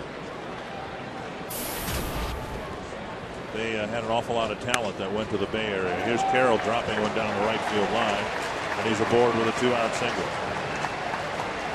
Good base hit by Jamie. Going the other way, he can do that really, really well. And just stroked it out to right. This is what you call the patented inside-out swing. Stroke it over inside the ball. You see his hands stay inside, drop down in, and just push it out to the right, inside out. That's how it's done. I don't recommend that for everybody, but for some people it's okay. You don't want Josh Willingham inside out of the ball? None of us want Josh to do that. Here's Span. He's inside out at a few in his time. Yes, sir. Dropped a bunt up the line. It was a good bunt. The ball overthrown at first base, and then Span tried to get to second, and he was thrown out easily. Denard's had a few misfortunes here the last couple nights. Yes. Base pass, a little unlike him. I'm not trying to connect dots, okay? But one strike pitch. Was it your experience that players whose names were brought up in trade talks sometimes let it affect them on the field? Well, it can, and because everybody's a little bit different. Some it didn't bother, some it does, some it gets a little bit of annoying type thing. I'm not quite sure if it's Denard's heard his name and it's affected his base running. Seems to be swinging the bat fine, and bunting, doing a lot of things fine that way. It's just a few little mishaps here on the bases. Inside, and Denard should be used to it by now. Which he doesn't have. You know, he doesn't have mishaps. But you're correct in what you're saying, Richard. He doesn't seem to have these things bother him. He's gotten through a lot worse than this. Right. You know, with the concussion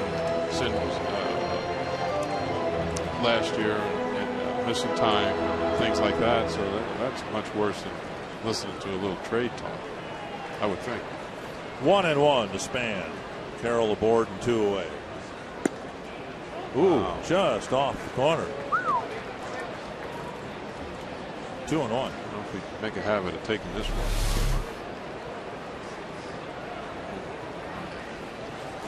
It's a good pitcher's pitch. Really tough pitch. Sometimes the umpire's been having a pretty good night back there, and he's called some of them strikes. And as we saw in that one, he called that one a ball, but I don't know why. Chipped foul over the Oakland dugout. Speaking of Chip, do you get to speak to Chip Hale? Yes, he said one of our former pinch hitters, part-time second base type player, third base once in a while. He said to give you his very best regards. Yes, and thank you. Good man. Really appreciated being in the big leagues. I mean, he was one of them guys that earned it. Limited, maybe in the field and with his range and things like that, but made himself a pretty good pinch hitter. And I think he became a good pinch hitter because he took it very personal. Very personal. 3-2 now to Span with Revere on deck. Chipper. Kind of guy that when he was playing for the Twins, I always got the impression he was paying attention. So it really shouldn't surprise anybody that he's a coach with the big Absolutely. league. Good for him too. 3-2 to Span. Carroll takes off, and Span fouls it back. Denard's having a real good at-bat and fighting off some really tough pitches. And we talked about it. Denard's been having some very good at-bats overall.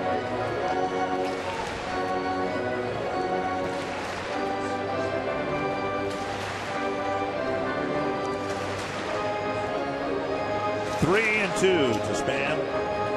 How about the Tigers and the Orioles, 6-6 in the 13th? Baltimore just tied it up for the second time in extra innings.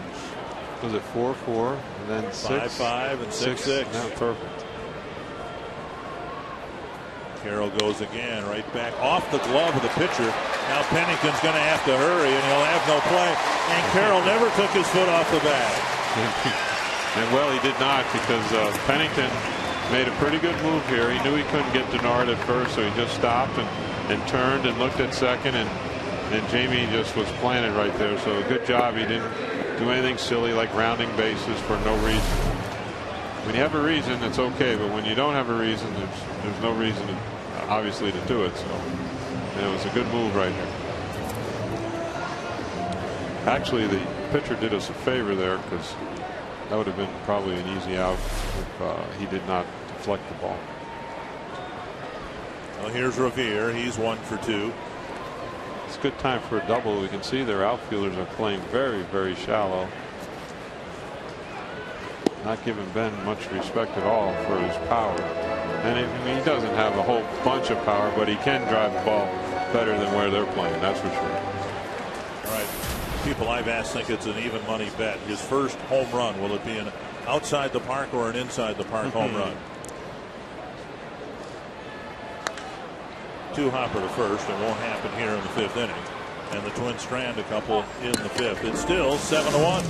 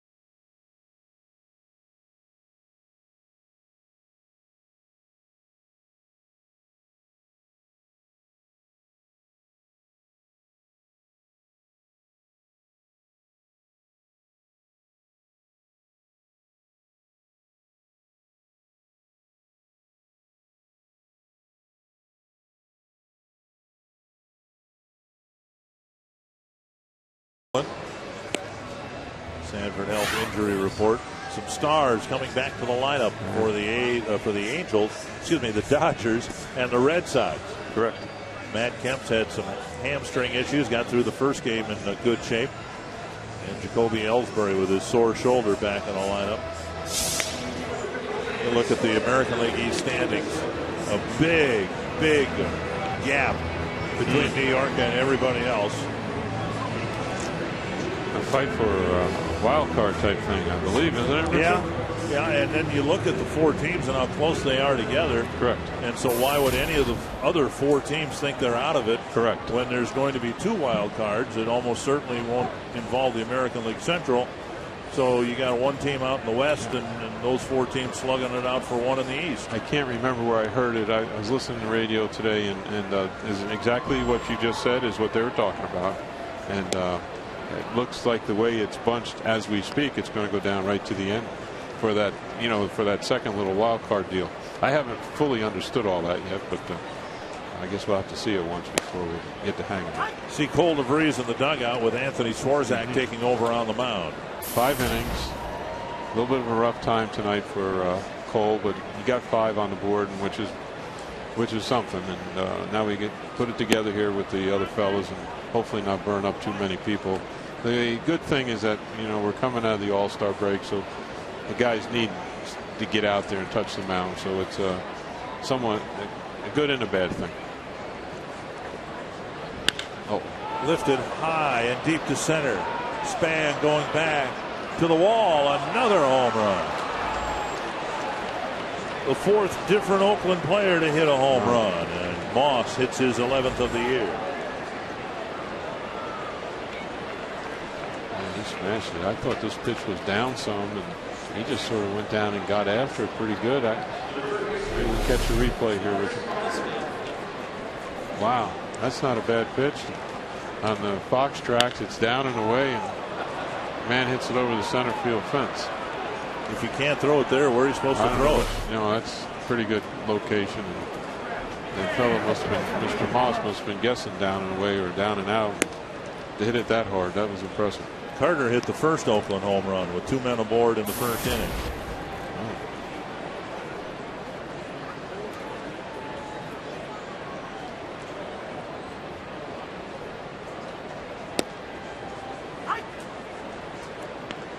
Nice little cutter right there. Cutter slider type pitch.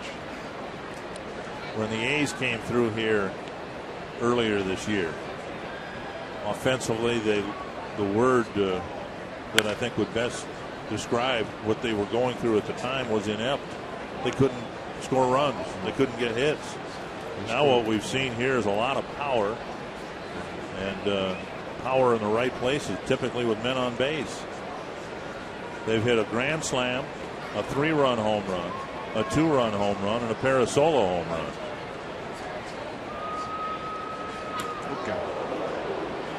Turn him away. It's 2-2. That's a fastball. That's a fastball to get your attention. Wow. Baltimore beat Detroit 8-6 in 13 innings. It's like a 2-run homer to finish it off. No swing. Full count. Tigers had 2 late leads, extra inning leads, as the visiting team lost them both. Taylor Teagarden with a 2-run home run. So the Orioles, one of the teams bunched up in the battle for second place in the American League East, with a big comeback win against the red-hot Tiger team.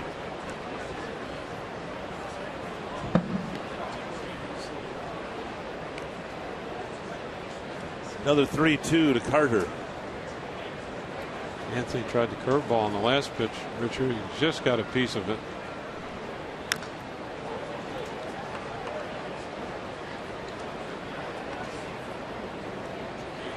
Twins looking up at 4 teams. They'd love to leapfrog Kansas City here in the month of July if they could. I had a thing that, Gardy's talked about numerous times and mentioned it concerning the standings. We got to focus on one at a time and try to get the 500 and go from there.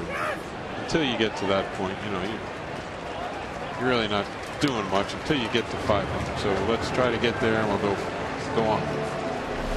Carter finally strikes out on a check swing.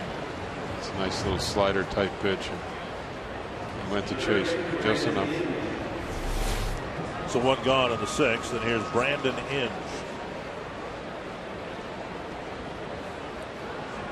As Ron Gardenhire said when we were in Texas, and this is back at a time when the Twins they'd had a couple of good road trips in a row and a winning homestand, winning roughly 2 out of 3. He said the problem with that, you can win 2 out of 3 for 2 weeks and only pick up 4 games on the 500 mark. What correct the Twins would need is unlikely, and that is an extended winning streak. Unlikely in the sense that you can only have a long winning streak if you get good starting pitching. And that's been our Achilles heel per se. So and it's hard to win.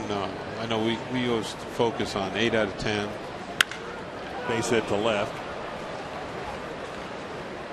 A 1-out single for Brandon Inge.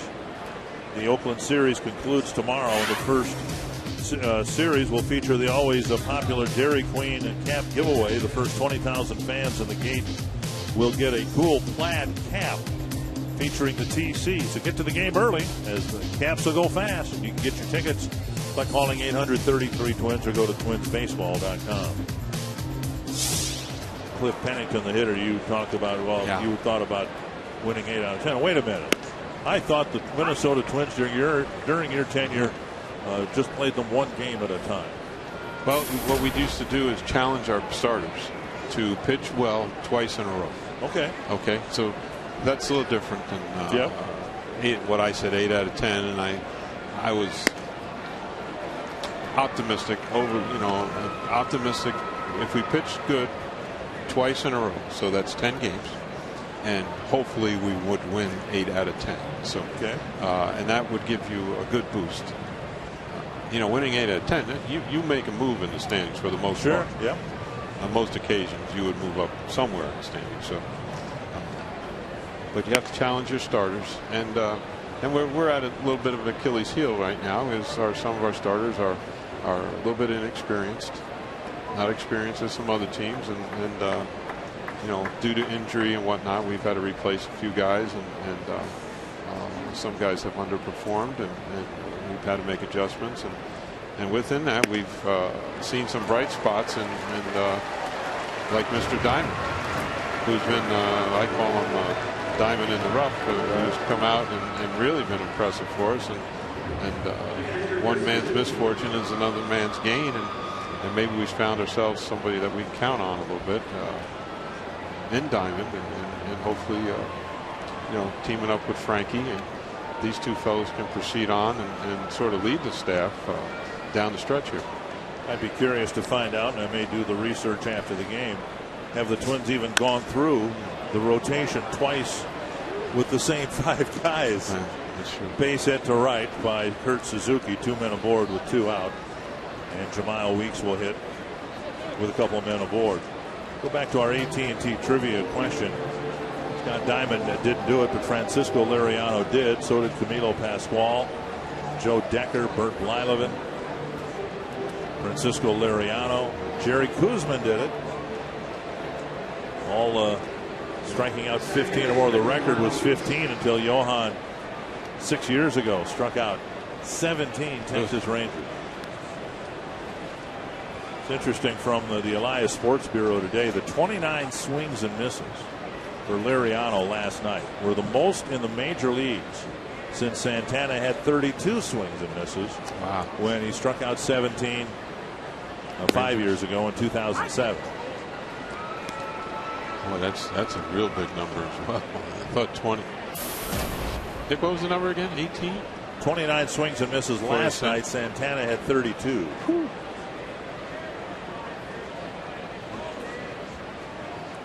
One strike to Weeks. And a second strike. That's a real nice pitch by Anthony. A good hard fastball on the inside part. Weeks jumped back a touch, which is not the best sign you'd want to see if you're Chili Davis over there or the manager. I always got a little wary when fastball come inside and I saw my hitter jump away. It told me a little bit something. Weeks sends a chopper to short. Easy play for Dozier, and that ends the inning. Another solo home run for Oakland. It's 8-1, but Joe Mauer's leading off the bottom of the 6th.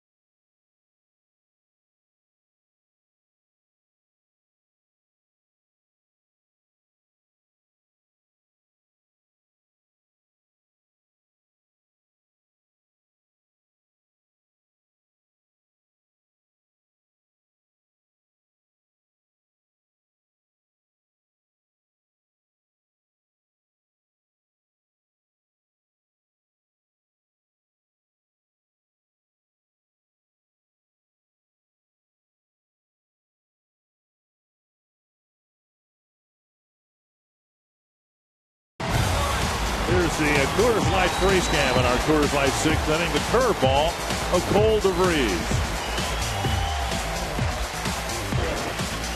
Looks like a fastball down the middle. It darts down and in. Weeks misses it by 6 inches. The Frost Break Coors brewed Coors Light freeze cam. Joe Mauer leads off the 6th. He's 1 for 2. Mauer's average at .330. The Angels lost this afternoon at Yankee Stadium 5-3, but Mike Trout went 3 for 5 today. His average up to 348. Outside to Mauer.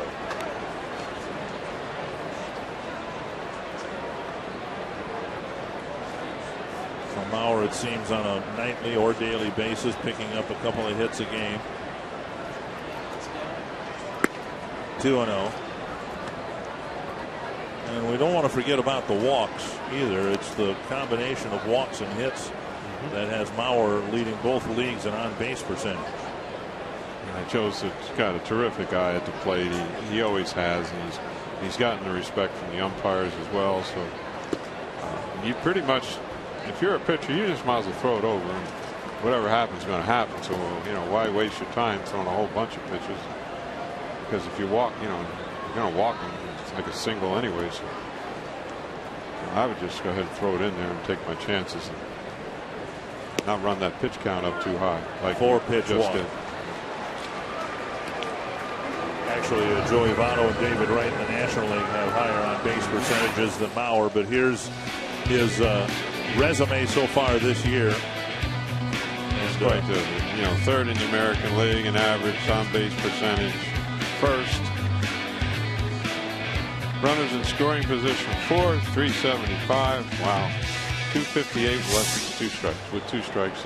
He's just so competitive and knows the strike zone so well. It's just one of those professional at bats is what you get. Strike 1 to Willingham.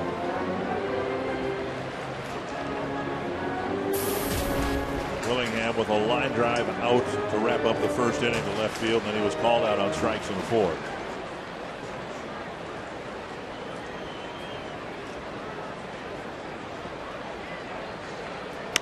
Right off the end of the bat, a roller to the right side. Weeks picks it up and fires safe at first. Willingham with a rarity, an opposite field hit, and then an infield hit to boot. You might want to get this one on video. This might be the only one we see this year like this. I think he hits it on the end of the bat, and it squirts really almost in the hole between first and second. I think it was a high changeup. Weeks did the best he could. So now Morneau, a bouncer to short, a pop-up to short. Both of them hit right behind the second base bag.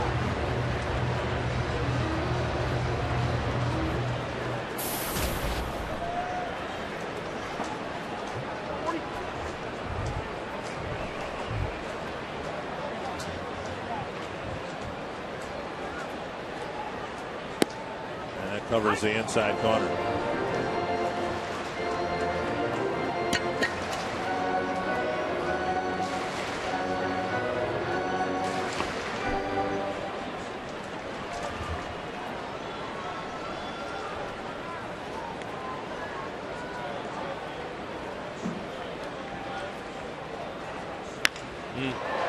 Foul by a foot and a half. I was just getting ready to say they seem to be playing in the same spots they were last night when Justin hit the ball down the third baseline.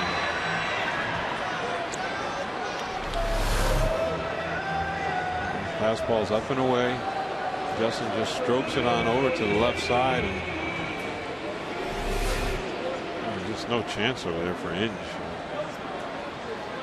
He's gonna have, he's just hoping he hits it out, and that's all. 2 strikes to Morneau. Just missed the inside corner with that fastball again. Dick, as you pointed out this past week, especially down in Arlington, when we were in Arlington with the Rangers, and how Justin's had some better at-bats off the left-handers, and there's your numbers that sort of prove that out. You're absolutely correct. Again, missing the inside corner. Well, the breakoff date is the date that Chris Sale pitched against the Twins, yes. and Morneau pretty much talked his way into the lineup, wanting to face the toughest lefty in the American League. If nothing else, I think showing his conviction that he wants to get this figured out. And he gets a base hit. Mauer around third. He'll score, and Morneau drives in a run. Willingham just gets back to the bag at second base. So start of something perhaps big for the Twins in the sixth. A walk and a pair of singles from the middle of the lineup. Yeah, the old base on balls. 4 straight pitches to Joe. Put him on first. And this is a real nice base hit here by Justin. Just stroked it on over to the left side. And, you know, the first 2 times up, the shortstop caught both of the balls right up the middle. And so you tip your hat. And Justin beat him that time.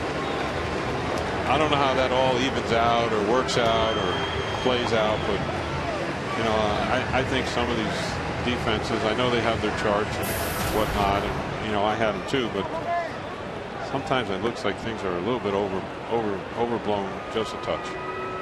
Here's Plouffe, and the Twins need a big fly. 0 for 2 on the day. Inside, ball 1.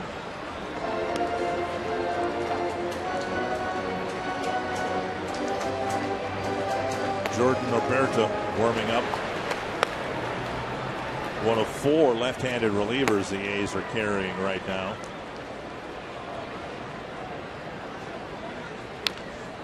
A former A's reliever, for that matter, a former Twins left-handed reliever, Brian Fuentes, signed a minor league deal with the Cardinals today. You'd have to think, you know, having 4 lefties out there, good spot for Billy Beane probably to move one of those along. I'm sure there'll be somebody out there needs a lefty out of the pen. That's in the pennant race per se. Not that the A's are out, but you know, they're definitely on the outside looking in per se. And again, it's right up Billy Beane's alley to have an excess of people in one area, and he's certainly not afraid to move people along, as we all know. 1-2 to Plouffe. Come on, Trevor, you need a good at bat.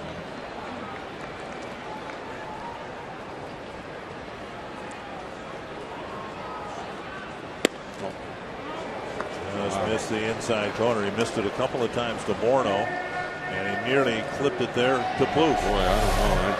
I don't know how you take this pitch, but Trevor did, and he was right. It's just inside, but I'd have a hard time taking that one, Richard. 2-2 to Trevor Plouffe. Liner to left and a base hit. Willingham will be held at third, and they're loaded up now for Ryan Doumit. So a walk and 3 singles. And the Twins are building a big inning here with Doumit coming to the plate. Come inside, trying to come in again, and you see he just gets a little bit more of the plate, and it's right down where we've seen Trevor do some damage to pitches that are, you know, thigh high. When the ball is up to Trevor, he has a little trouble with it, and we've seen him hit some hangers, hit him really well, hit him over the fence, and ball down. He certainly does much better than the balls that are up. So it's just one of them quirks about a hitter.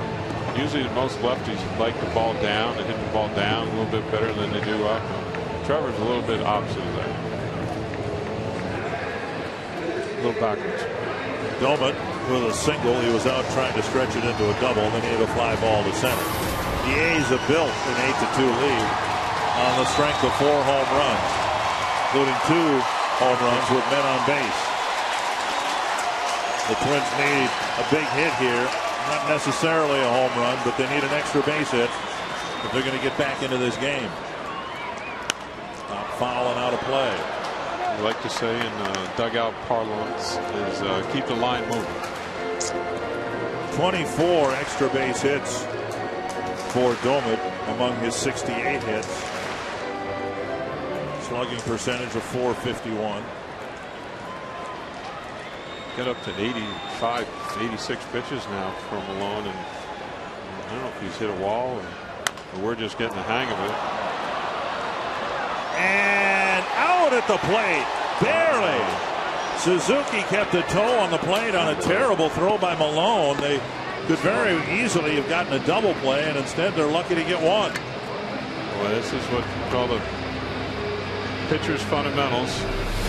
A little ground ball right back to the pitcher, and you're right, Richard. It's supposed to be a double play right here, and Malone just gives Suzuki just an awful throw. Really hangs him out to dry. I think we're all lucky here. Nobody really got hurt on this one, because this could have been really ugly. Including for the runner, Willingham, who had an awkward slide.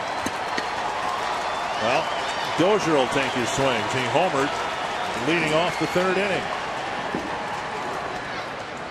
Checked his swing, ball one. The A's pitching coach Kurt Young and Bob Melvin, the manager, letting Malone try to fight his way through this. Trying to work. They like to get 6 innings, I'm sure, out of Tommy Malone.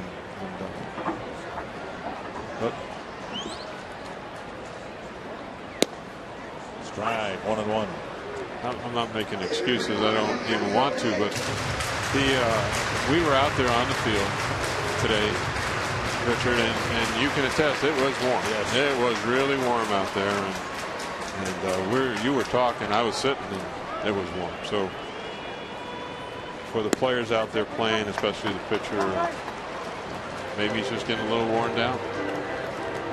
Dozier, still a rookie, tries to fight the urge to be a little jumpy in the batter's box. He's taken a couple of them and has a 2-1 count. Trying to get a good pitch to hit.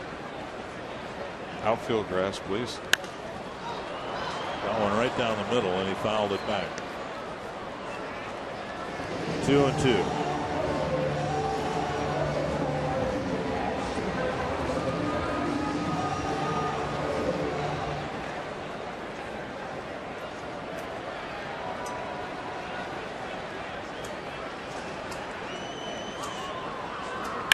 Liner, one hopper to Pennington, out there, and a double play. So Dozier put the barrel of the bat on it, hit it sharply right at the shortstop for an inning-ending double play.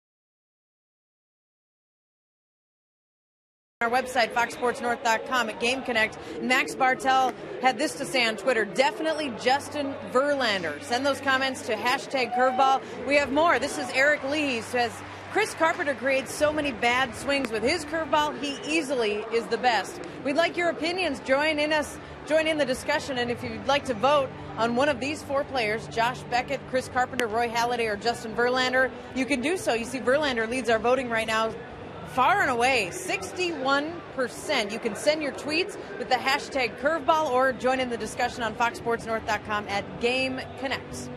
Dick and Tom? All right, thank you, Marty. I'm still sticking with Verlander. Yeah. Tyler Robertson comes into the ball game to pitch for the Twins. Anthony Swarzak gave up 3 hits and a run in the 6th. Smith, Reddick, and Cespedes will hit against Robertson. Down and away, ball one. See Gardy's trying to match up the bullpen now and use some righties against the righties, lefties against the lefties. And Tyler Robertson's obviously our left-hand reliever, just brought up, and trying to get him in a spot to be successful. To face two lefties. Don't know, of course, but I wouldn't be surprised to see maybe Matt Capps pitch in the 8th inning to get an inning's worth of work here. It looks like that's the way the ball game's going. You're absolutely right, Richard. Absolutely. Smith homered his last time up, cranked one about halfway up into the upper deck in right center. I believe, did Matt pitch Wednesday? I'm trying to remember, Wednesday or Thursday? Box Tracks brought to you by Wednesday. Carrier. Nice pitch.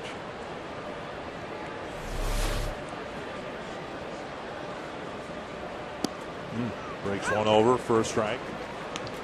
Tyler certainly put his time in the minor leagues. He was a starter, like most relievers were, or are. They were a starter, and eventually some of them worked their way to the bullpen, and out of necessity, or this is just maybe the right thing. And Tyler certainly was the latter.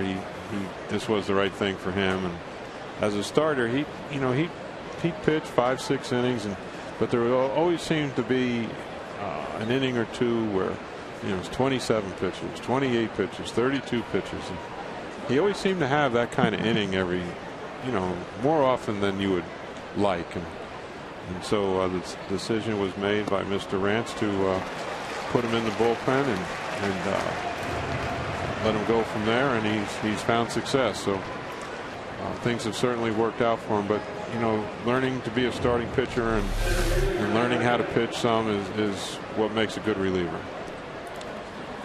Well, with the exception of his at-bat with Prince Fielder in Detroit just before the All-Star break. Correct. Robertson's done a really good job against left-handers.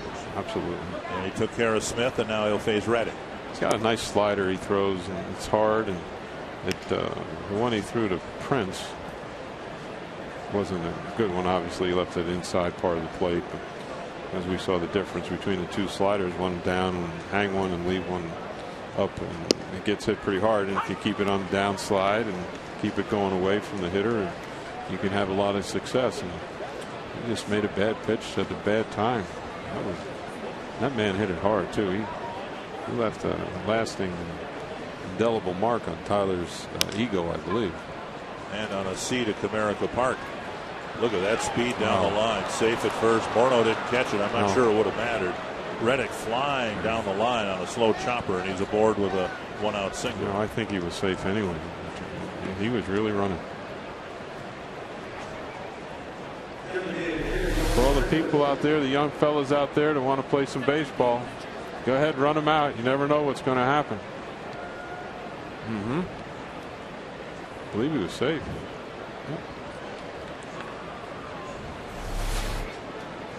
So Reddick aboard with a one-out infield hit, and here's Yoenis Cespedes. Cespedes from Cuba on this night when the Twins are honoring Camilo Pascual. He's certainly joining. What did Tony Oliva call it during batting practice? Tres hombres. Zoilo Versalles, Camilo Pascual, Tony Oliva, and then others too from Cuba: Pedro Ramos, Julio Bequer. Wow. And this young man has certainly made his impact. Certainly tonight. That ball gets between Mauer's legs, and Reddick will go to second. A little bit of a changeup that Tyler does throw, and we haven't seen it much from him, but I believe that was a changeup he was trying against Cespedes. And with the lefty up next now, and the night that he's had here, you may see some dancing around now, especially being behind the count 2-0. First base open, Brandon Moss on deck.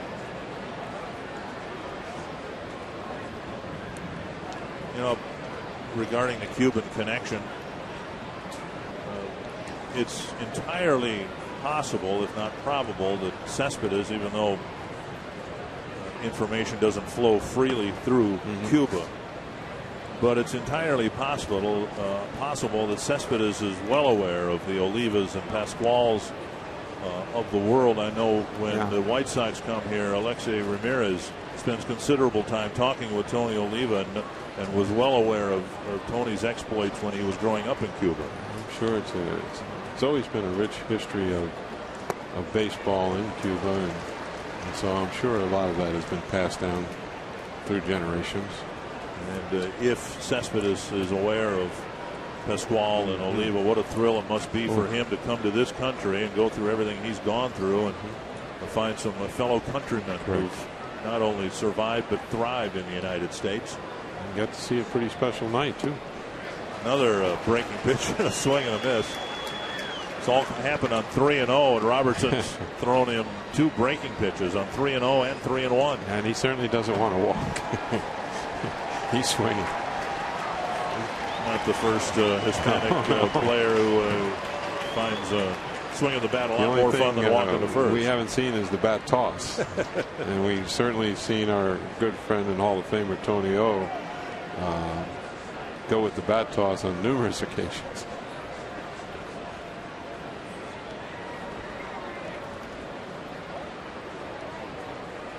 Cespedes with 48 strikeouts and 16 walks, one of those intentional. I would suspect this would be another breaking ball down towards the dirt. Got him. Fell behind 3-0 and threw him 3 sliders to strike him out. 2 down, and that'll bring up Brandon Moss. Follow the Twins with MLB.com at Bat12 for your iPhone, iPad, Android, BlackBerry, or Windows Mobile. Get live audio, pitch tracking, video highlights, and much more. Text at bat to 31826 or visit twinsbaseball.com for details.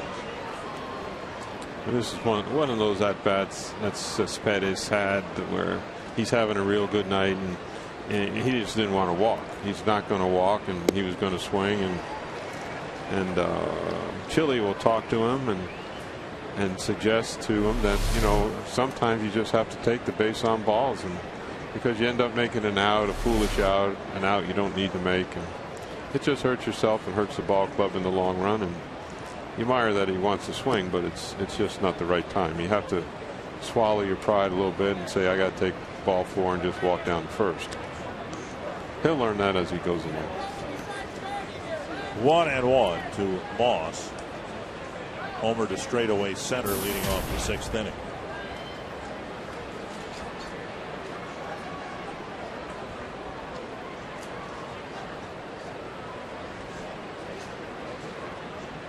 Fouled back. Got a pitch up, fouled it straight back. 1-2. Every once in a while you can get away with one of those up there, but you really don't want to throw. Being a left-hand pitcher, you want to keep the ball down to the lefties away. You leave it up if they start leaking. If they're leaking a little bit, it's sort of right in their wampum zone. So remember our good friend Eric Milton, who pitched a no-hitter for the Twins. He had real trouble with that as well. Infield hit for the A's, but 3 strikeouts for Tyler Robertson.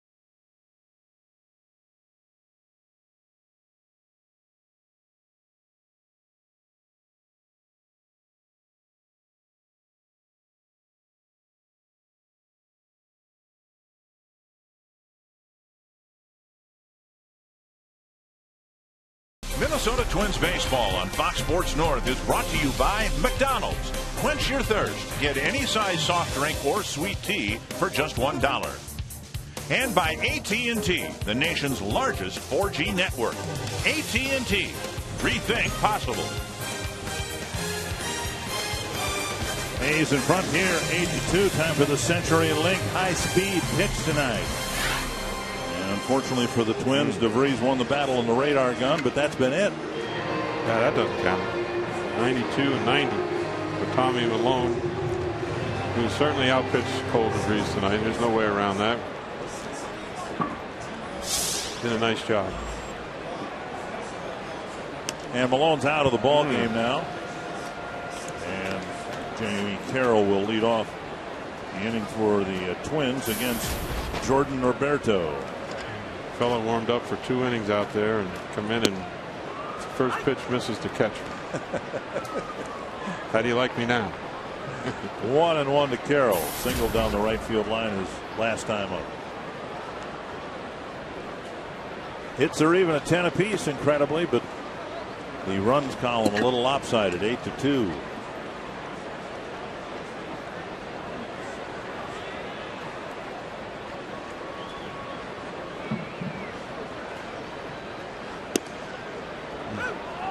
Two and two. Pretty good fastball by Roberto. It's 94 miles per hour. It's got some real life to it. The weird beard thing began in the Bay Area with Brian Wilson and some of the other Giant pitchers. And it's come across the Bay here to the Oakland side with Roberto a full beard and most of his head shaved. You'll never know. 3-2. And a chopper in front of Inge. Throws on the run. Good play. One away. Grand Casino story of the game. Simply put, the Twins have been outslugged tonight. Started in the first inning with Chris Carter. He certainly did. He pulled his hands in on that fastball in and drove it. Brian Dozier tried to answer, but and this pitch here is a real good pitch, and Anthony Swarzak deserves a little bit better than that. That was I thought a wonderful pitch and got hit over the fence. How's that happen? One down. Here's Denard Span, a pair of singles, and he takes strike one. Nice breaking ball from Mr. Roberto. 85 miles per hour.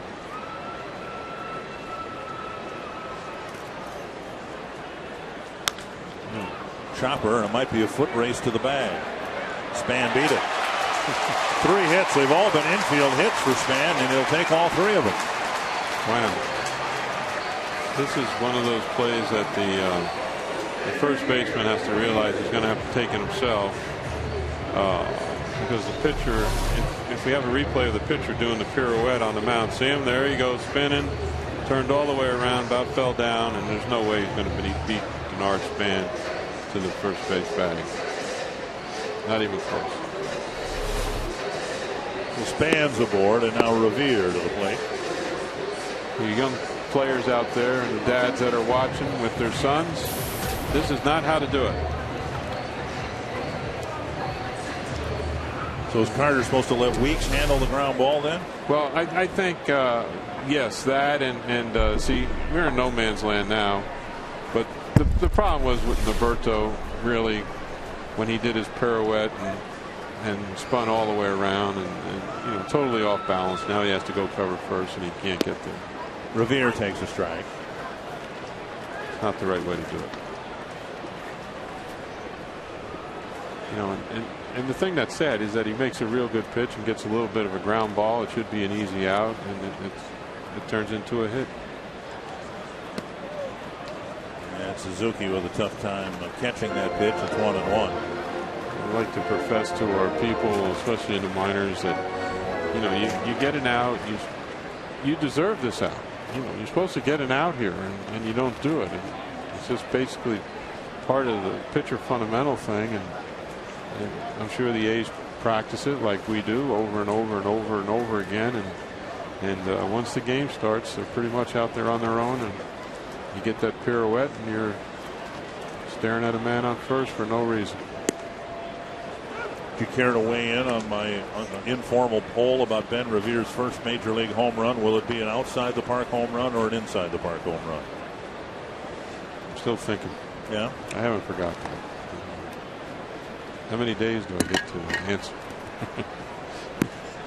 As long as you'd like, as long as it happens before his first home run, which I have to come up with an answer before he hits the home run. Right. That's fair. 1 and 2. He's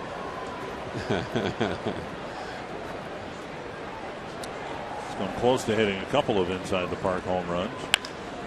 This one to left, and it may burn Smith. Can't make the play. Span will go to third. Revere will go to second. So not a home run, but he hit it a long way to the opposite field, longer than Smith thought he would. This is what we talked about his last at bat when they were playing what we call Little League on him, and you know, he's certainly strong enough to hit the ball much further than what they're giving him credit for. And this is what you call a bad play here by Vincent Schmidt. You got to catch this ball. McDarty talked about we missed some plays yesterday and cost us the game, and unfortunately for us, they, you know, the A's might have outslugged some of their mistakes that they've made. There's Mauer with 2 men aboard, 2 speedy runners aboard. Hit to the outfield, should score a couple. Twins are down by 6, but had the bases loaded and nobody out in the 6th after scoring a run and didn't add to their run total. Ball 1. And Brian Dozier hit a bullet at the shortstop there and turned into a 6-4-3 to end the inning. But he hit the ball awful hard.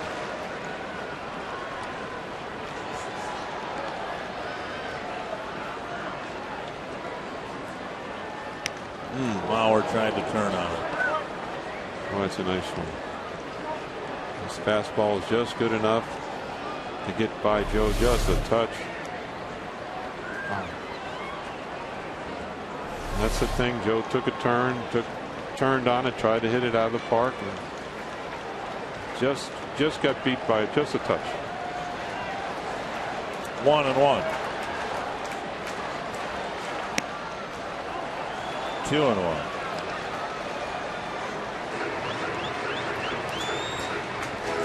You know, this is a managerial thing. Joe regularly is hit third in the batting order. Every once in a while, Ron Gardenhire moving him up to second. But when you look at the type of hitter he is and the high on base percentage, he seems to fit so well in the 3-hole because the bouncer left side. Out there, and it's a double play. They tag the runner Revere. I think he went out of the baseline, Richard. I think that's why. Brian Gorman with the out call. And the Twins have a rally in the 7th, and it fizzles again.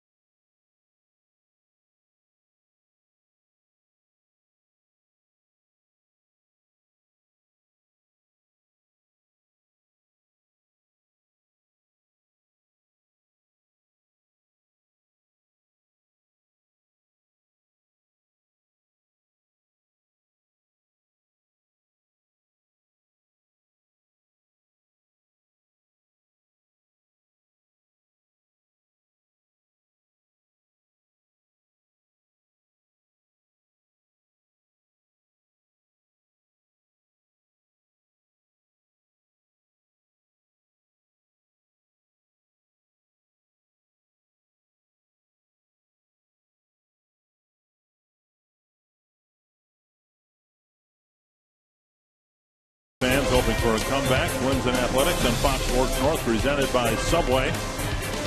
Trying to stay cool on a hot, muggy Saturday night. I think there's a lot of groups here tonight, Dick, from the soccer tournaments up in Blaine. Up that Blaine, correct? Where the soccer complex is located. I believe there's a number of groups here tonight from actually from different parts of our world and enjoying the game. Well, we'll be watching Matt Capps with a lot of interest here in the 8th inning. This is his first appearance since coming off the disabled list.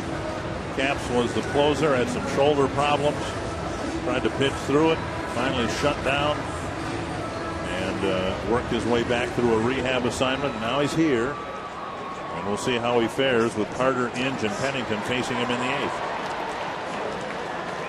8th. Gardy's got them lined up in the right spots, and it's up to them.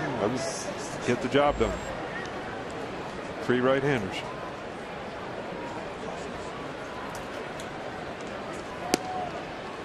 Pitch. And a strike at 90. And given Matt's situation, little sink.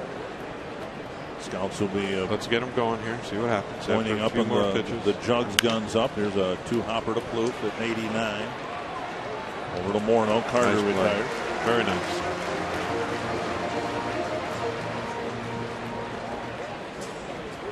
The Lynx have played their last game for more than a month with the WNBA breaking for the Olympics. How will the defending champs, who have 3 players on Team USA, stay in sync during the time off? Read Joan Neeson's story at FoxSportsNorth.com. One down in the 8th. Here's Brandon Inge.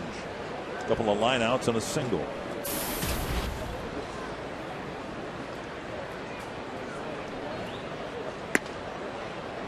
So much has been made, Tom, of the trading deadline, the end of July. Capps is on a list of suspected candidates to be traded by the Twins. So they'll be looking at his velocity, scouts will, his effectiveness, his ability to bounce back if he's asked to pitch again tomorrow. That's the big one, Richard, how he's going to bounce back, and whether he's able to go tomorrow or the next day. And that's what they're going to be interested in, that's for sure.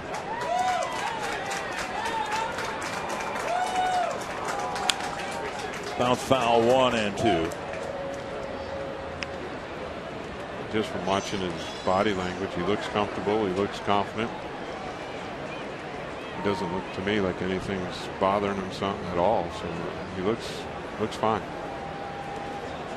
Fans should be aware that it's not a hard deadline at the end of July. It's a deadline where players can be traded without clearing waivers. Correct. And a lot of players leave it at that. You think it gets too complicated then? After that, I get confused. Well, Inge strikes out number 2. Slide, I think, or the split finger, one of those 2 pitches.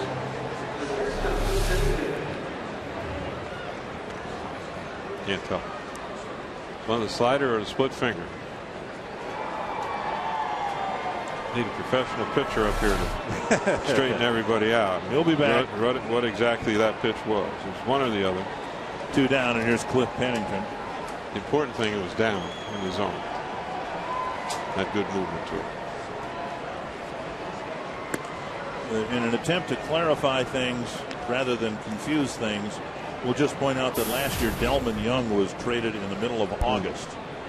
Correct. Because the Tigers put in a waiver claim on him, and then the Twins traded him. So makes it more complicated to move players, but most people seem to think there's going to be a lot of trade activity leading up to the July 31st deadline, and I suspect the same will be true in August. Very well could be, and it all depends what Terry Ryan decides to do with the ball club, which way to go. And we won't be the only team, that's for sure. All right, that clocked at 91. 3-0 though to Pennington.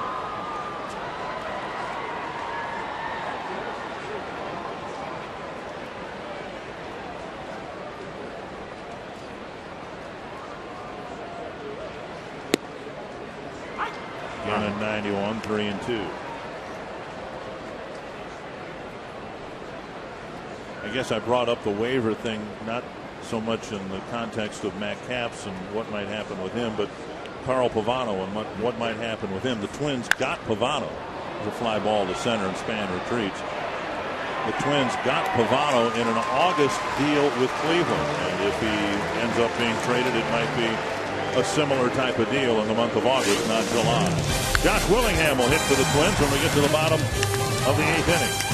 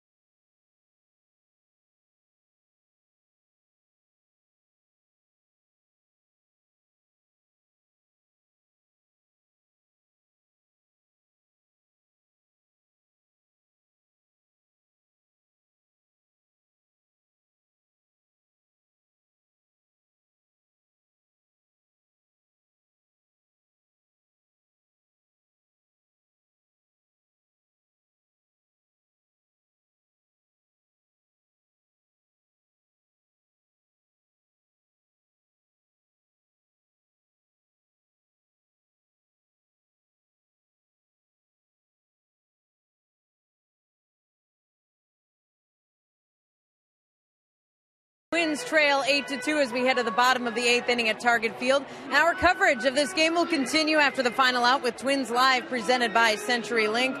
Coming up tonight in our show, we will look at some of the things that happened in this game, including a home run derby. 4 home runs by the A's, 1 by Minnesota and Brian Dozier. We'll hear from manager Ron Gardenhire, and as always, we'll be on the field for our instructional, which will be led tonight by Tim Laudner, a former catcher for the Twins, who will be showing us the correct catching position involving some plays at the plate, where the catcher should be, how to be able to block a runner, and we saw Kurt Suzuki have to make quite a stretch on a force out at home, so Tim will go over some of those things as we do every night in our instructional. Get our experts onto the field tonight. Dick? Well, thanks, Marnie. As we've learned over the years, when you boil it down, the game of baseball, it's all about catching. At least when you have Tim Laudner working on the pre and post game show. Inside, I don't know if it hit him or not. Oh, hit the umpire. Not the home plate umpire. Wow. And it's That's 2-1. Ugly pitch. Terrible. Wow. That's down and in. That's officially down and in. That's not even close. Looks like you got Todd Tichenor in the left bicep. 2-1 to Willingham. Just what you want to see out of your relief pitcher with a 6-run lead. Willingham blasts it to center field. Back and gone. Halfway up the batter's eye. Wow. Number 22 and his 5th this year against the Oakland A's. Well, he certainly paid the price, Norberto, for getting behind in the count and throwing the fastball.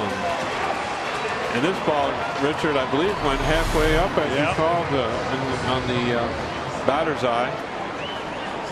Wow. You can see those eyes and head right down on the ball. Beautiful swing. Now Kurt Young to the mound. Now that was a blast. That was halfway up the batter's eye, and Tony, who will be here starting Monday night, has cleared the batter's eye twice. Boy, oh boy. We can only dream about hitting one like that.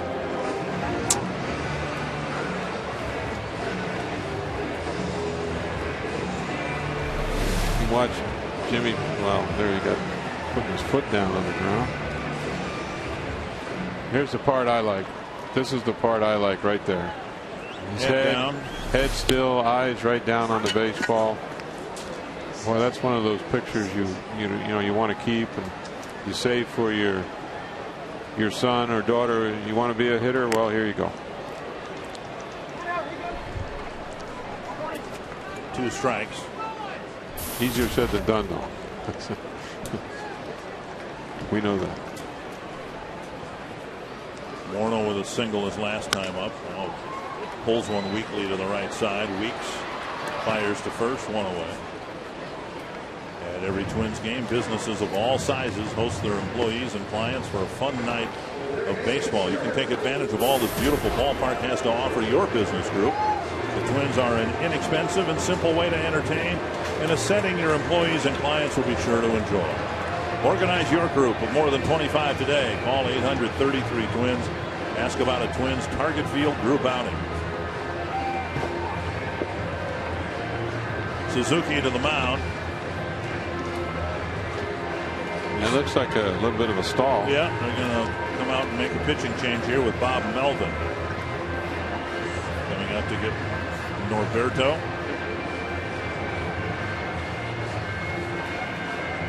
And I would imagine it's Scribner warming up. And it is Scribner who will come in and pitch to Trevor Plouffe in an 8-3 ball game.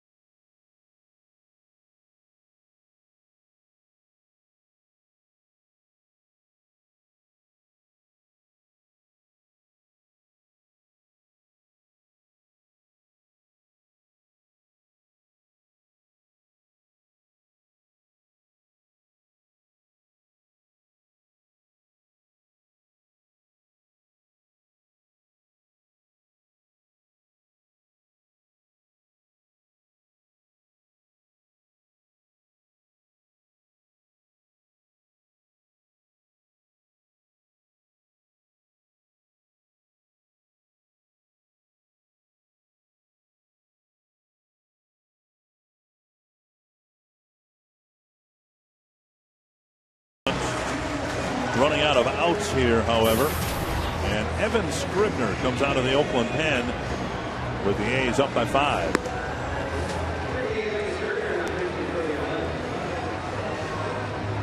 Scribner, one of 3 right-handers in the Oakland bullpen, trying to get a few outs here, get the A's through the 8th inning. Let Bob Melvin figure out what he wants to do in the 9th.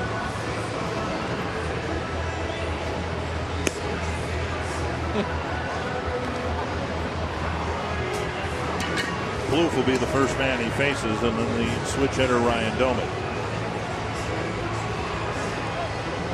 Both managers in the process of piecing it together, as we used to call it. Piece the game together. Yeah. From different perspectives. Yeah. Fortunately for us, the A's have a 5-run lead. But Plouffe with a single his last time up. Twins are out hitting the A's 13-10, but they're not within a grand slam on the run column. Up high, ball 1. Fastball right over the top here by Scribner. He's a tall drink of water. Probably got a good angle to his pitches. Throwing the ball downhill. There's a strike on the outside corner.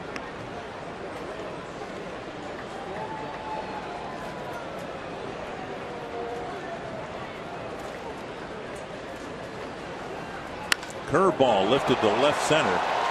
Retreating is Reddick. And Plouffe just got under it a little bit. Out number 2. Scribner's only been in 4 games so far. Richard, he finished 2. He got 1 save, 5.2 of an inning pitch, 5 2/3, 3 hits, 1 walk, no strikeouts. 6 strikeouts. 2 gone in the 8th inning. Doman will hit 1 for 3 on the night. It's another pitcher that the A's seem to have developed, and they've done a nice job. Slider, curve, 74 miles an hour. 1 strike to Doman.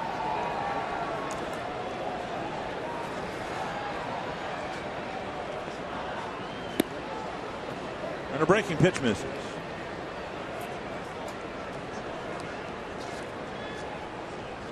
We need another couple base runners so we can have a chance to get around to Mauer and excuse me, Willingham. There's a drive to left center. That should be an extra base hit for Doman. All the way to the wall, and he glides into second with a 2-out double. Nice swing by Ryan here, driving the ball to left center field. Not trying to do too much with it, not trying to pull it, just stroke it out into left central, and it takes his double, and we can just keep moving along. We need more base runners.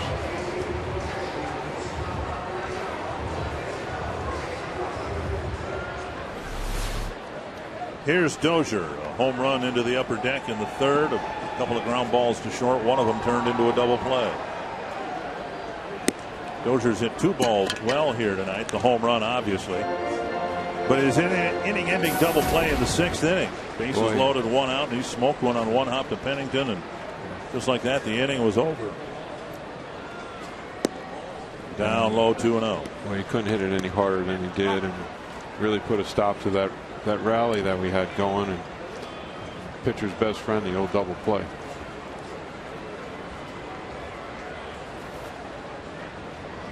All right.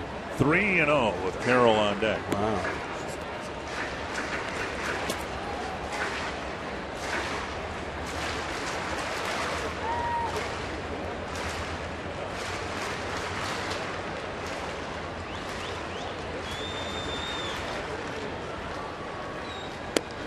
Right down the middle, 3-1. Let's take another one here, Richard. What do you think? Yeah, why not? I think you're right. And he takes ball 4.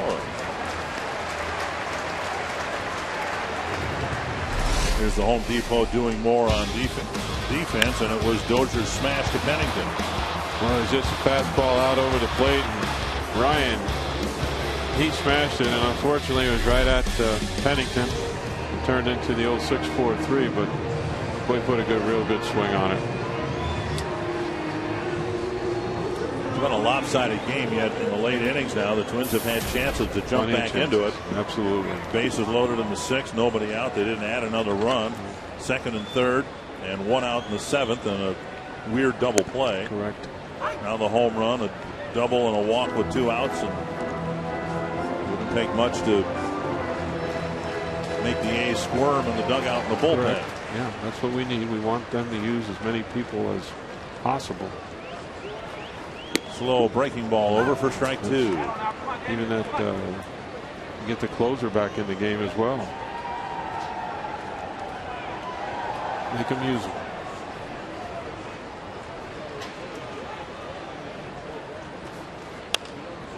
A little bleeder to the right side. Carter catches it to end the inning. The Twins leave 2 more on. They hit another home run, but it's still 8-3.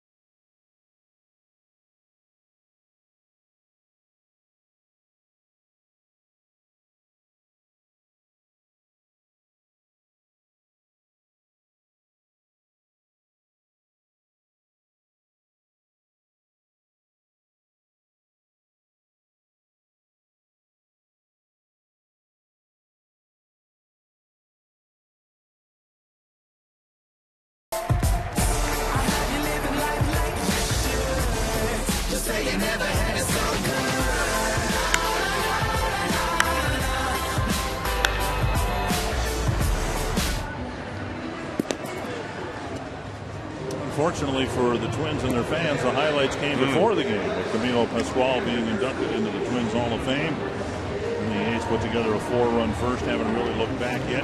Josh Willingham with his 5th home run this year against the team he hit them for last year. I'll tell you, that was worth the price of admission for me tonight, Richard, watching that ball smash off the halfway up the batter's eye in center field. And of course, Twins getting an opportunity to honor Camilo Pascual for his work that he's done for the Twins for a good decade. Just a wonderful pitcher and a wonderful addition to the upper Midwest and our community.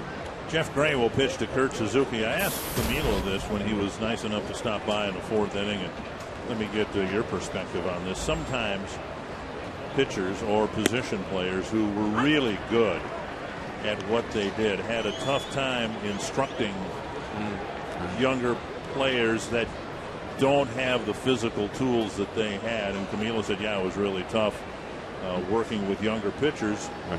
And was that your experience with the coaches you had, or even in the minor leagues? You know, I think and who's really adjusted well is Mr. Molitor. I think he had a hard time at the beginning. Right. And because I remember he coached for us the one year, and he came to me and he said, how do you do it? You know, and he was getting a little frustrated. No, he wasn't talking about hitting fungus. And he says, how do you do it? Night after night, how do you do it? And I said, Paulie, you played at such a high level, you know, and this is the same thing here. Camilo pitched at such a high level, and sometimes, you know, you have to lower your sights a touch. Driven to the gap in left center. Suzuki will have an extra base hit. His 2nd hit of the ball game. And still, you know, and we still. And now Suzuki trying for 3rd, and he'll reach safely. Alertly moving from 2nd to 3rd, and there was a bobble in the relay. Well, these are the kind of things that upset the manager. You know, you accept the wins and losses. You don't like them, but you know, these kind of things here can really get under your skin, and you know, it's just a little bit of bad throw. And Brian did probably the wrong thing by trying to catch it. That's why we have what you call the trailer behind. The shortstop goes out, the second baseman goes behind, so he's the trailer, and he's the one responsible for catching the low throw or the high throw. So Brian needs to let that ball go and let the trailer catch it. Error charge to Span on the play. Runner at 3rd, nobody out, infield in now for Weeks. There's a drive to the left field corner, and it's deep. Willingham watches it drift back into the seats. So you were talking about Paul Molitor and the challenge he had. He just had to lower his sights a little bit, and he's done that. He does a terrific job with base runners and running the bases, how to run the bases, and even to some of our fellows that are a little bit more advanced on how to play the game and get after the game on a daily basis. He talks really well, and gifted in the infield and instructional part. And I just wish we could incorporate his hitting somehow, but you know, the way he went about it, Richard, just holding the bat very still, and then just sort of use his hands and go bow, and you know, have that thing fly out the right central the way it did. And, I don't know, it's hard to teach that one, but Paulie's very gifted in his knowledge of the game, and I know when you talk to him, you got to be on your toes. That's for sure. 2 strikes to Weeks.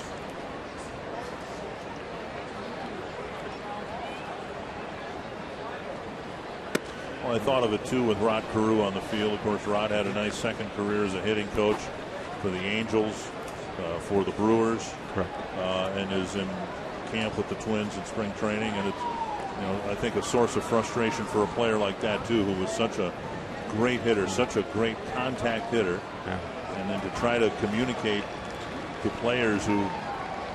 Well, just from speaking with Rod, I don't want to get away from the game too much, but just from speaking with Rod, you know, I think he felt at times a little disappointed with the work that he wanted to put in, but he couldn't get back from the player. And I know that disappointed him immensely.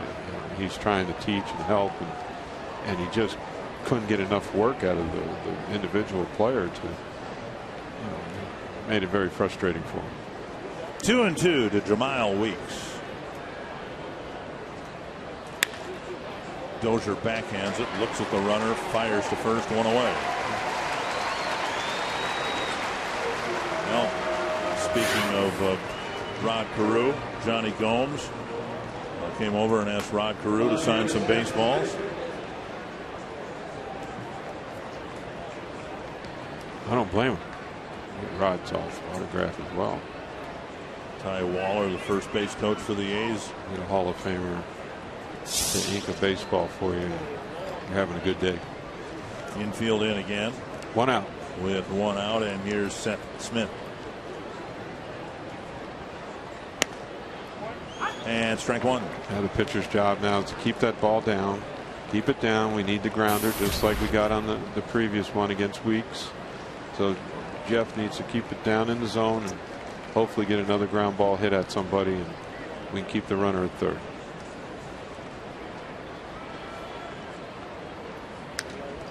And Smith tried to elevate. Break one out again. Sure did. 2 strikes. Nice swing.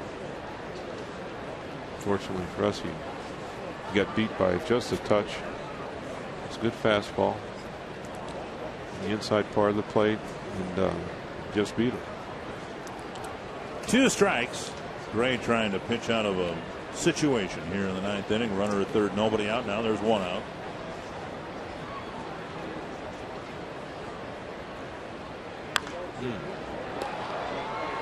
It's another nice pitch. I think it's that little cut fastball type pitch that Jeff has, and he can run it in on the lefty. There it is. Yep. Cuts in on him, and just an awkward swing. It's just one of them swings you're sort of trying to defend yourself when you're hitting.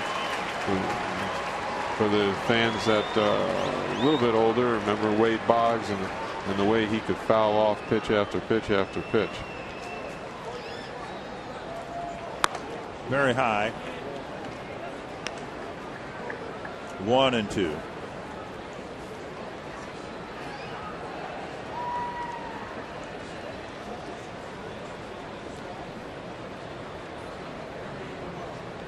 I think he might try to throw that cutter again, I would think, Richard.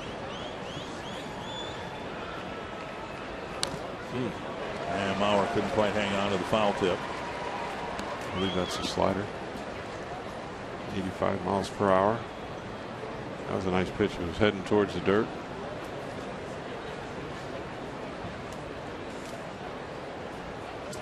Twins fans can't be fooled. They know what's going on. They've seen their team fall into last place early on. They've been there pretty much all year long. 1-2 to Smith in the dirt, but yet so much of what the Twins did in the offseason has worked out rather well, including the reclamation project in the bullpen. Yeah, Terry Ryan did a wonderful job, and Rob, Anthony, the rest of the guys in the office securing some of these power arms that we've gotten over the winter. And Gardy and Rick Anderson pieced them together, and they've done a really good job. And Smith with another deep fly to right. Revere has the ball tear him off the wall. A run's going to score, and Smith is going to dig for third. So Revere went back to the wall. It looked like it hit well up on the wall. And then the Karam took the ball to medium deep right field.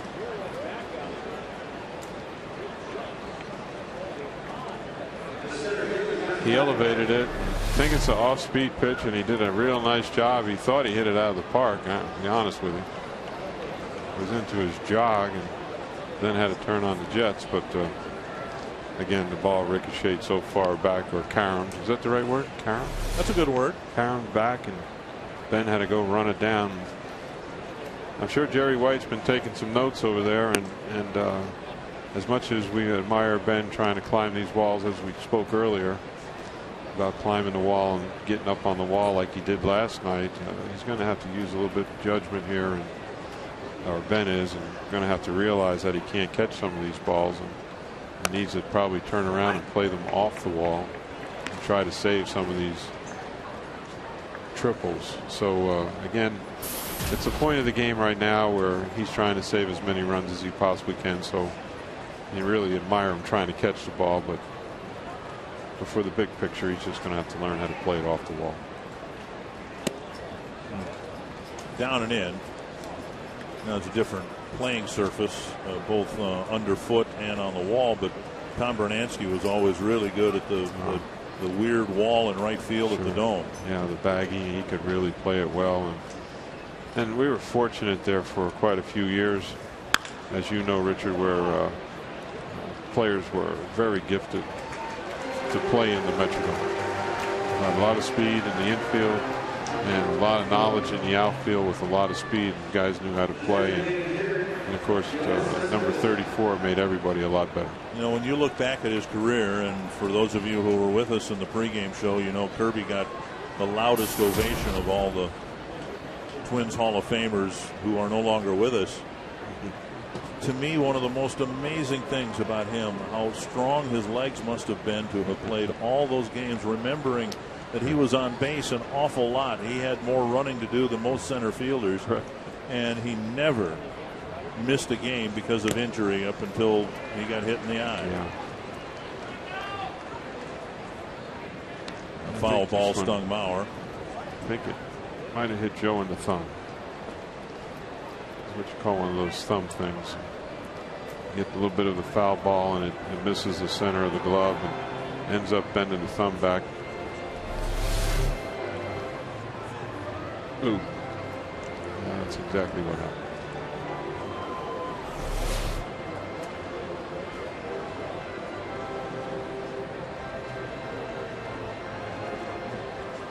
So Mauer back behind the plate. It's a 9-3 ball game. 2 away here in the top of the 9th.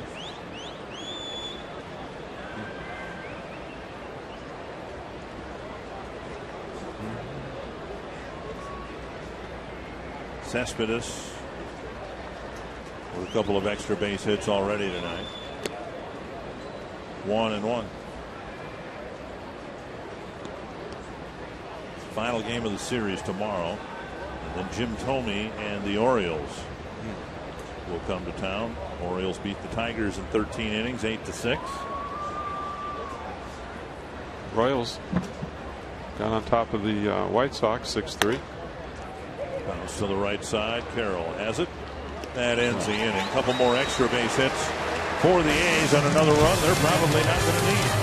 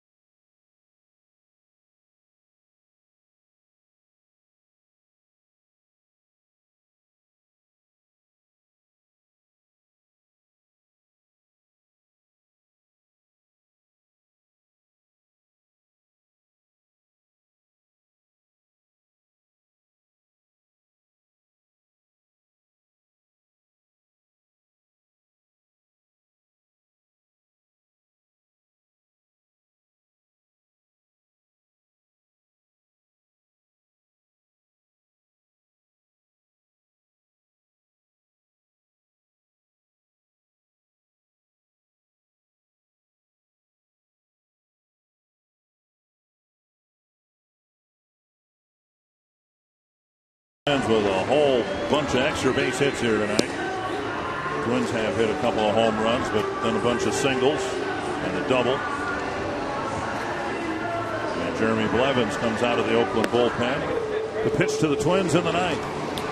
Another reliever has done a real nice job for the A's. He's got a 2-0 record and 30-some games he's been in. Pretty impressive. 32 games, 35 innings, 26 hits, 12 runs, 10 earned, 4 home runs, hit 2 guys, 13 walks, 30 strikeouts. Not too bad, Richard. 2-point-something ERA. Pretty good.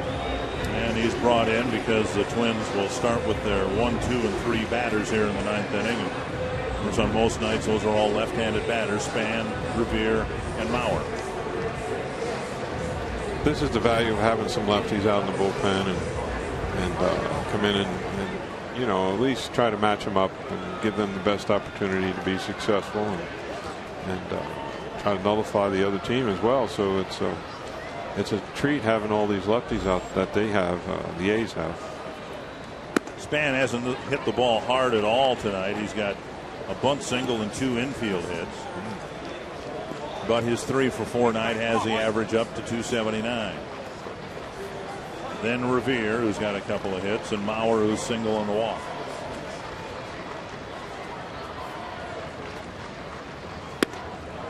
Two and 0. You like this lineup? And I just mean it in a general sense. You got Span, you got Revere, you got Mauer, all seem capable of hitting 300 or better. And then you've got some pop in the middle of the lineup that the Twins haven't had for a while. Correct. And the big part of that is Plouffe and whether he's going to be able to keep it up, what he's been doing the first half, and Ryan Doumit, you know, hopefully he continues on and getting his share of hits and that sort of thing. And then we're going to, you know, Jamie's Jamie. He's going to hit what he's going to hit, and we're going to accept that. And we would need to see the constant improvement of Dozier, and hopefully he continues to improve and get better in the field and have a better understanding of just playing the game in general. And that's all part of the learning process. And I trust that he is going to get better and play at a high level for us. Maybe not this year, but you know, in the future. I like him a lot. I think he's going to be a good player. 3-1 to Span. Hard ground ball. Nice pickup by Carter. Hardest ball that Span's hit tonight, and it's an out. Got nothing for it. It's a strange game sometimes. It sure is. Well, the reason I bring it up is, and I hate to bring it all back to starting pitching, but you look at this lineup, and you could see it being productive enough to support a better starting rotation. Correct. And we just haven't done it. All right. Correct. Yeah, it's strong enough to. The way you worded it is absolutely correct. It's strong enough to support a decent starting staff, and unfortunately we've had some miscomings there with injury to Pavano and things maybe not working out as well for Blackburn as we had hoped, and of course losing Baker at the spring training. So there's, you know, a couple big hits we took, and we're trying to piece it together with some fellows from the minor leagues, and they're trying, but it's just not there yet. 2 down in the 9th. Mauer coming to the plate, but again the highlight before the game, Twins legend Camilo Pascual inducted into the Minnesota Twins Hall of Fame today. Wonderful. I thought Tony O was terrific.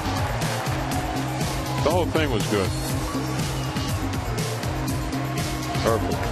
And of course what was nice was all of Camilo's children were here. Perfect. 7 grandchildren. Yeah. The whole family got to share and participate. Great moment for the Pascual family.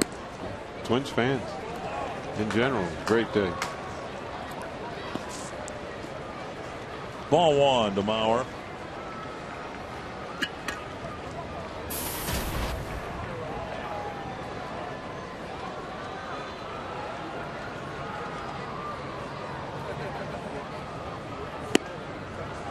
And now a strike.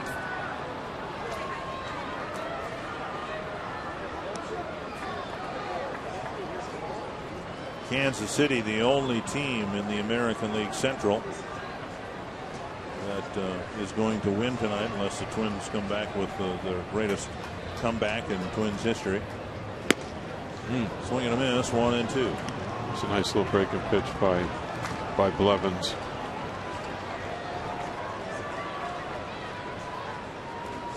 Joe tried to what we call lift and separate. Didn't happen, but he tried. And Joe gets criticized a little bit for not trying to hit the ball over the fence, but he's taken a few swings tonight that he tried to generate, that's for sure. 2-2.